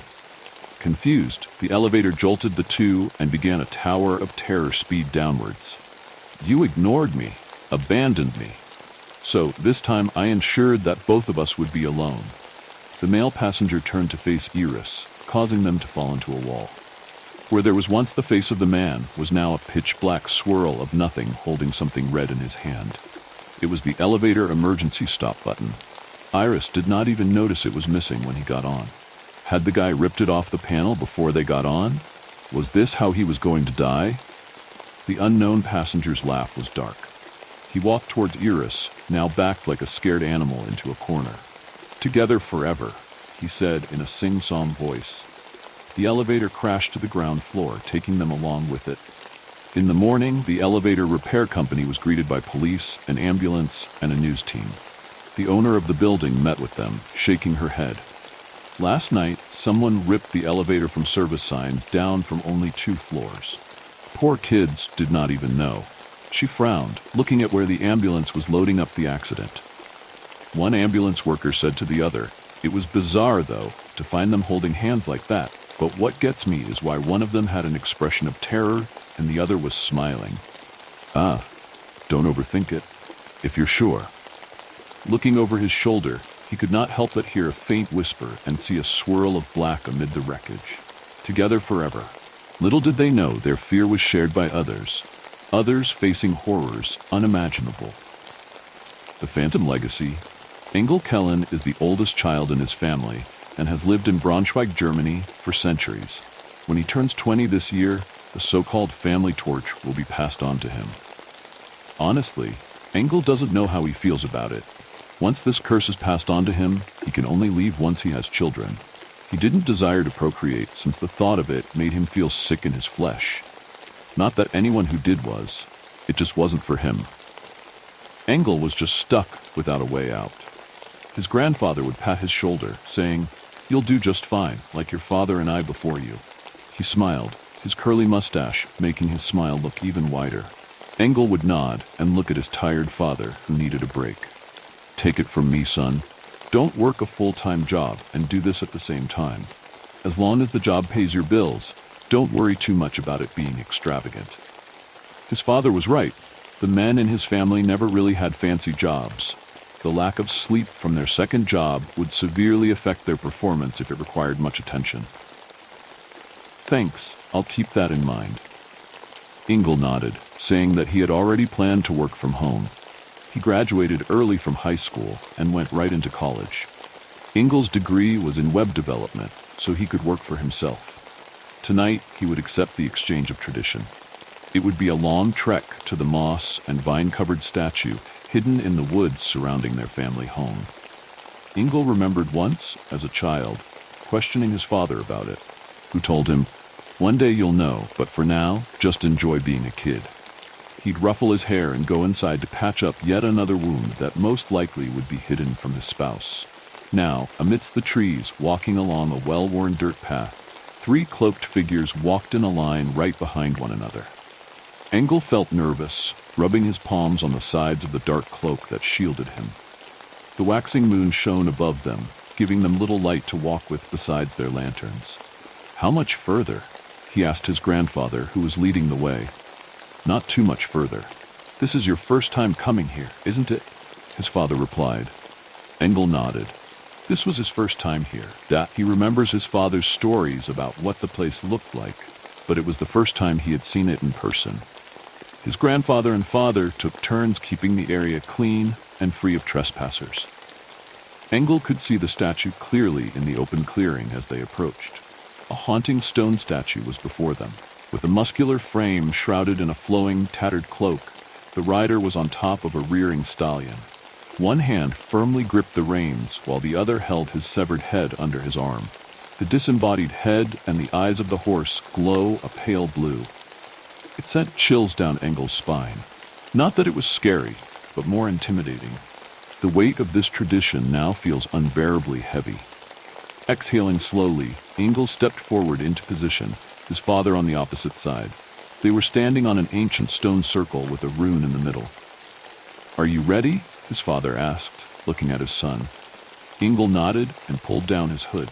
A gray smoke slowly escaped from his father and approached him. It stayed there momentarily, floating as if observing him before entering his body. Engel coughed and hunched over with his hands on his knees. His eyes began glowing a pale blue, and he felt a burning inside his chest. "Tonight will be the first time that you will transform. Your job will be to ensure people stay away from here," his grandfather explained, looking towards a part of the woods where a pack of black hounds with tongues made of fire were growling and pacing. It was the hounds of hell. They only showed up when someone was going to try to enter the woods.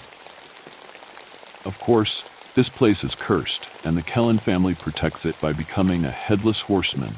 If people somehow run into the hounds of the woods, they would be torn apart, leaving the Kellens to dispose of the parts that are left behind. The authorities themselves wouldn't step foot inside the woods, if they're local, that is. Those born and raised here know about the legend and how the Kellens try to get those who enter to safety. Sometimes they don't listen, and sometimes they do. "You can't save them all, Engel," his father would tell him, his face solemn. Engel felt hot at first, as if he were standing outside in the middle of summer, but then a blast of cold air suddenly hit him, knocking the air out of him. He stumbled, falling back into the statue, and the sound of hooves on dirt made its way towards him. A skeletal horse walked towards him, bowing its head to him. He opened his eyes, which he didn't remember closing, and saw the spectral animal before him. His eye level much lower now, noticing he was holding his severed head. He lifted himself onto the saddle using the reins and stirrup as if on instinct. Engel was ready. Since off in the distance, he could hear a group of young people entering the woods, the rumored Sleepy Hollow. Many young locals and travelers always want to prove their bravery or investigate the rumors about the Headless Horseman. Go on and chase them out of here. The hounds of hell are getting restless and ready to hunt. His father's voice was urgent. He nodded and gently tapped his steed with the side of his foot, turning around with a tug of the reins and glopping off towards the sound of voices, deep growls waiting for their chance to feast if he failed. The group's voice was closer now, and he unholstered a silver-bladed axe. A chorus of screams echoed through Sleepy Hollow. Urgent footsteps ran as fast as their owner could carry them. They dropped things along the way, exited the woods, and continued. Engel watched from the edge, making sure they were far away. He could hear the disappointed barks and growls all around him. Smirking, he guided the horse to turn around. It would be a long night keeping those who wanted to venture inside out. It was his family's tradition, one he would continue to uphold. While they escaped the shadows, in another part of town something even darker was lurking. After marrying the love of my life last week, she has been a part of every one of my dreams, but they have been going from sweet and innocent to downright disturbing.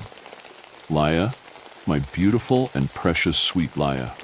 Meeting her in high school, senior year, was straight up magical.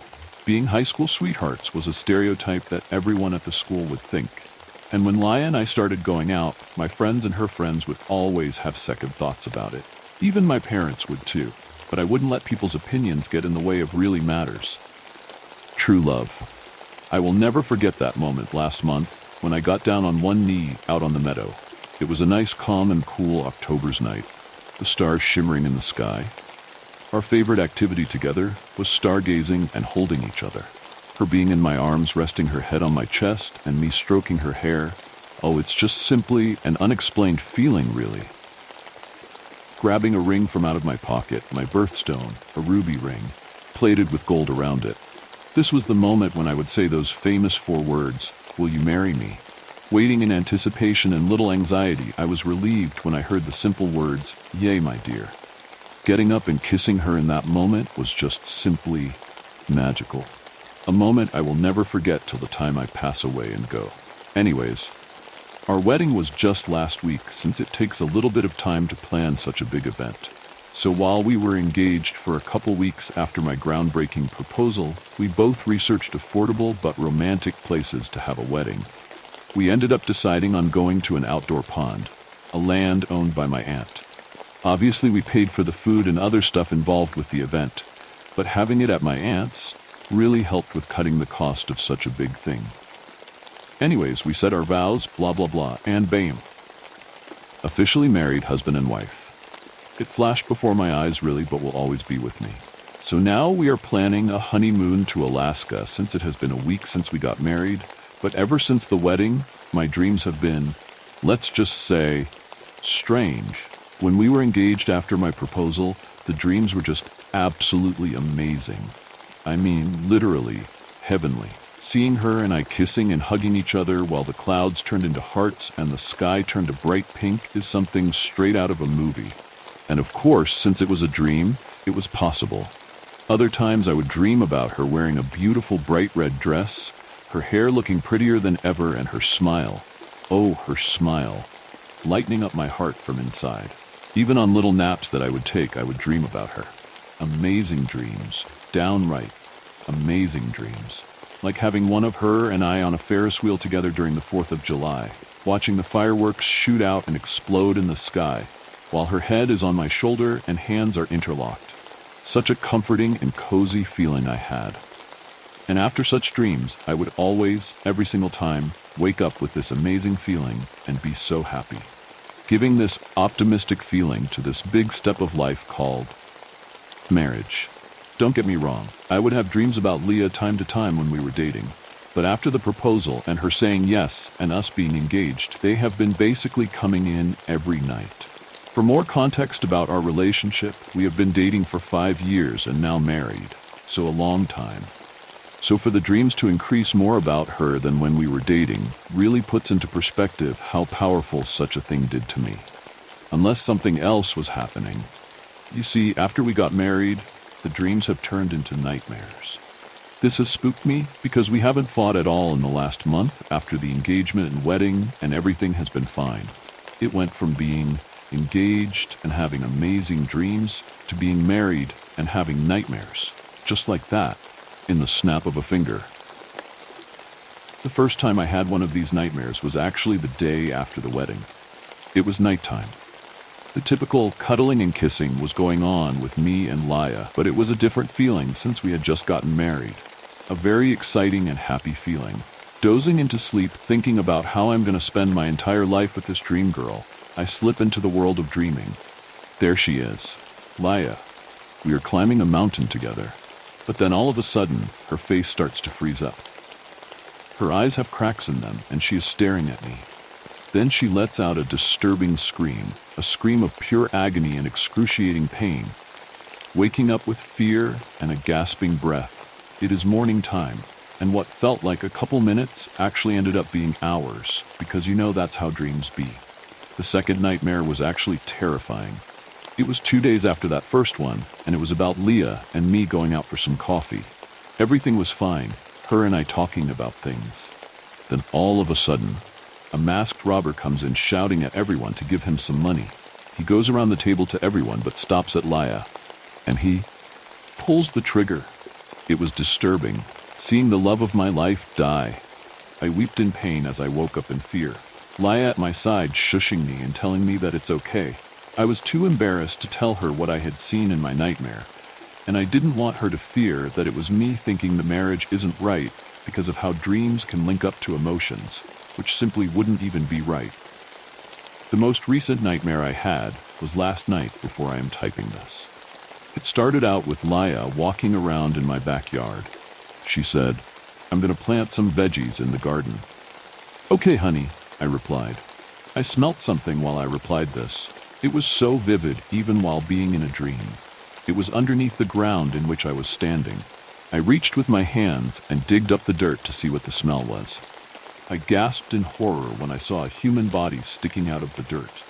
This was when I woke up in shock and fear again. Laya by my side saying, "These damn nightmares. Do you want to maybe get a counselor or talk to your doctor about what could be causing them?" I know that marriage is stressful, so maybe that could be why. It is a very big step after all. I replied, I'm fine, honey. Really. This is when Laya replied with, oh, you sure, honey, in a demonic voice. You okay? I exclaimed with a shaky tone in my speaking. Oh yeah, just think you should really see the doctor since I'm about to fucking slit your throat open. She screamed out while holding a knife in her hand. She started to shriek a deafening sound and started slashing at my neck. This is when I fucking woke up again. It was a dream within a dream.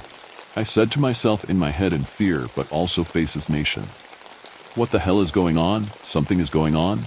Honey, you here? No response. Laya, sweetheart, my flower, my love of my life. You okay? Again, no response.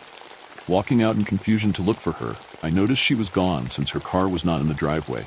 Her car is a blue Honda with a visible scratch at the side of the driver's door. Texting her and asking where she is, I sat down and turned on the TV to help calm my nerves down. Let's try the news, shall we? I said to myself in my head. This just in. Teen boy has been kidnapped by what witnesses describe a woman wearing a gown. Here is a picture of their vehicle. The car in the picture was a blue Honda with a fucking scratch mark on the side seen on the CCTV surveillance video. I smacked myself in the face to make sure I was dreaming. But no, I felt the sting clear as day across my left cheek. Safe to say, this divorce is gonna be fucking golden. Their nightmare ended, but in another place, another time, the real horror was only beginning. I found an urban legend while exploring the Wayback Machine. It started on one of those Friday nights when I found myself tumbling down a digital rabbit hole. The Wayback Machine had always been my go-to when I wanted to dig into internet history and mystery. I've always found exploring the ghosts of old websites, lingering on the fringes of existence, to be interesting. I was reading old blogs, forums, and digital diaries, searching for something to entertain me and feed my imagination. It wasn't a website I recognized. The URL was strange, like an old subdomain of a now defunct hosting site.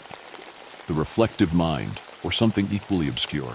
I'm not even sure how I ended up on the page. It looked like it had been abandoned for years. One of those late 90s or early 2000s blogs that someone created and then abandoned. The post was buried deep in the archives, the kind of page that didn't get many visitors even when it was live. He's watching. The Vanity Man is watching, the title read. Curiosity got the better of me, so I read on. The post was surprisingly long, much more in-depth than typical internet drivel. The writer talked about a figure, not unlike the Hat Man or the Midnight Man, but they called it the Vanity Man. It starts with a simple ritual, the post began, which immediately piqued my interest. The writer described a process that felt more clinical than supernatural, as if they were detailing any other common creepypasta or conducting a mundane experiment. There was no mention of witchcraft, no pentagrams or chanting, just an odd set of instructions. The ritual. Start at midnight. In your home, turn off every light, every screen, every source of artificial light. The only thing you should see is the natural darkness around you. Find the largest mirror in your home, the one you catch glimpses of yourself in without meaning to. If you don't have one, a reflective surface will do, but a mirror is best. Stand in front of the mirror and light a single candle. Hold it in your left hand. Stare at your reflection without blinking, not for 10 seconds, not for a minute, but for 6 full minutes. You have to stare. You can't look away, even if your eyes start to water. At the end of the 6th minute, the candle will go out on its own. Do not attempt to relight it. You'll know it's time when the mirror reflects something back at you that isn't you. The post went on, recounting the writer's own experience. I didn't believe it at first, they wrote. I thought it was just another urban legend. But when the candle snuffed itself out and I saw him, I knew it was real. It's always watching now, just outside my vision. I can never truly see it unless I look directly into the mirror, and that's a mistake you only make once. The rest of the post was filled with frantic recounts, warnings, and regrets. The writer claimed that the Vanity Man was something ancient, something that only comes when summoned. It didn't physically attack, it didn't chase you, but it lived inside the reflection, just out of view, watching you always, a shadow behind your own. The final words on the post sent a shiver down my spine. I can feel it even now, as I write this. If you find this, turn back. Don't look. Don't summon it. Don't invite it into your home. Naturally, I ignored the warning. I couldn't stop thinking about the post. Over the next few days, I found myself constantly searching for more information about the Vanity Man, but nothing concrete came up. A few scattered mentions on obscure paranormal forums, some dead links, and a couple of blurry images posted by anonymous users, but that was it. I was hoping to find more posts from the same author or blog. I recovered a few more obscure pages, others who had apparently encountered the Vanity Man. They all followed the same format. The writer would find the ritual, perform it, and then their life would fall apart. They would see him in reflections, at night, in windows and puddles on the street. Some of the writers vanished from their online circles soon after their final posts. Others were later reported missing, or worse. My skepticism should have been enough to stop me.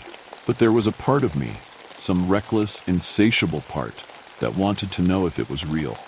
What if there was something to it? What if I could figure it out? So I decided to do the ritual and see for myself. The night was quiet. I had prepped everything exactly as described. I turned off every light, every source of electronic glow. My phone sat useless on the other side of the room, the screen completely dark. There was nothing but the stillness of my apartment and the vague reflections in the massive mirror that hung on my bedroom wall. It was 11:57 p.m. when I stood before the mirror with the single candle. My hands were trembling. The darkness was so thick I could barely see my own reflection.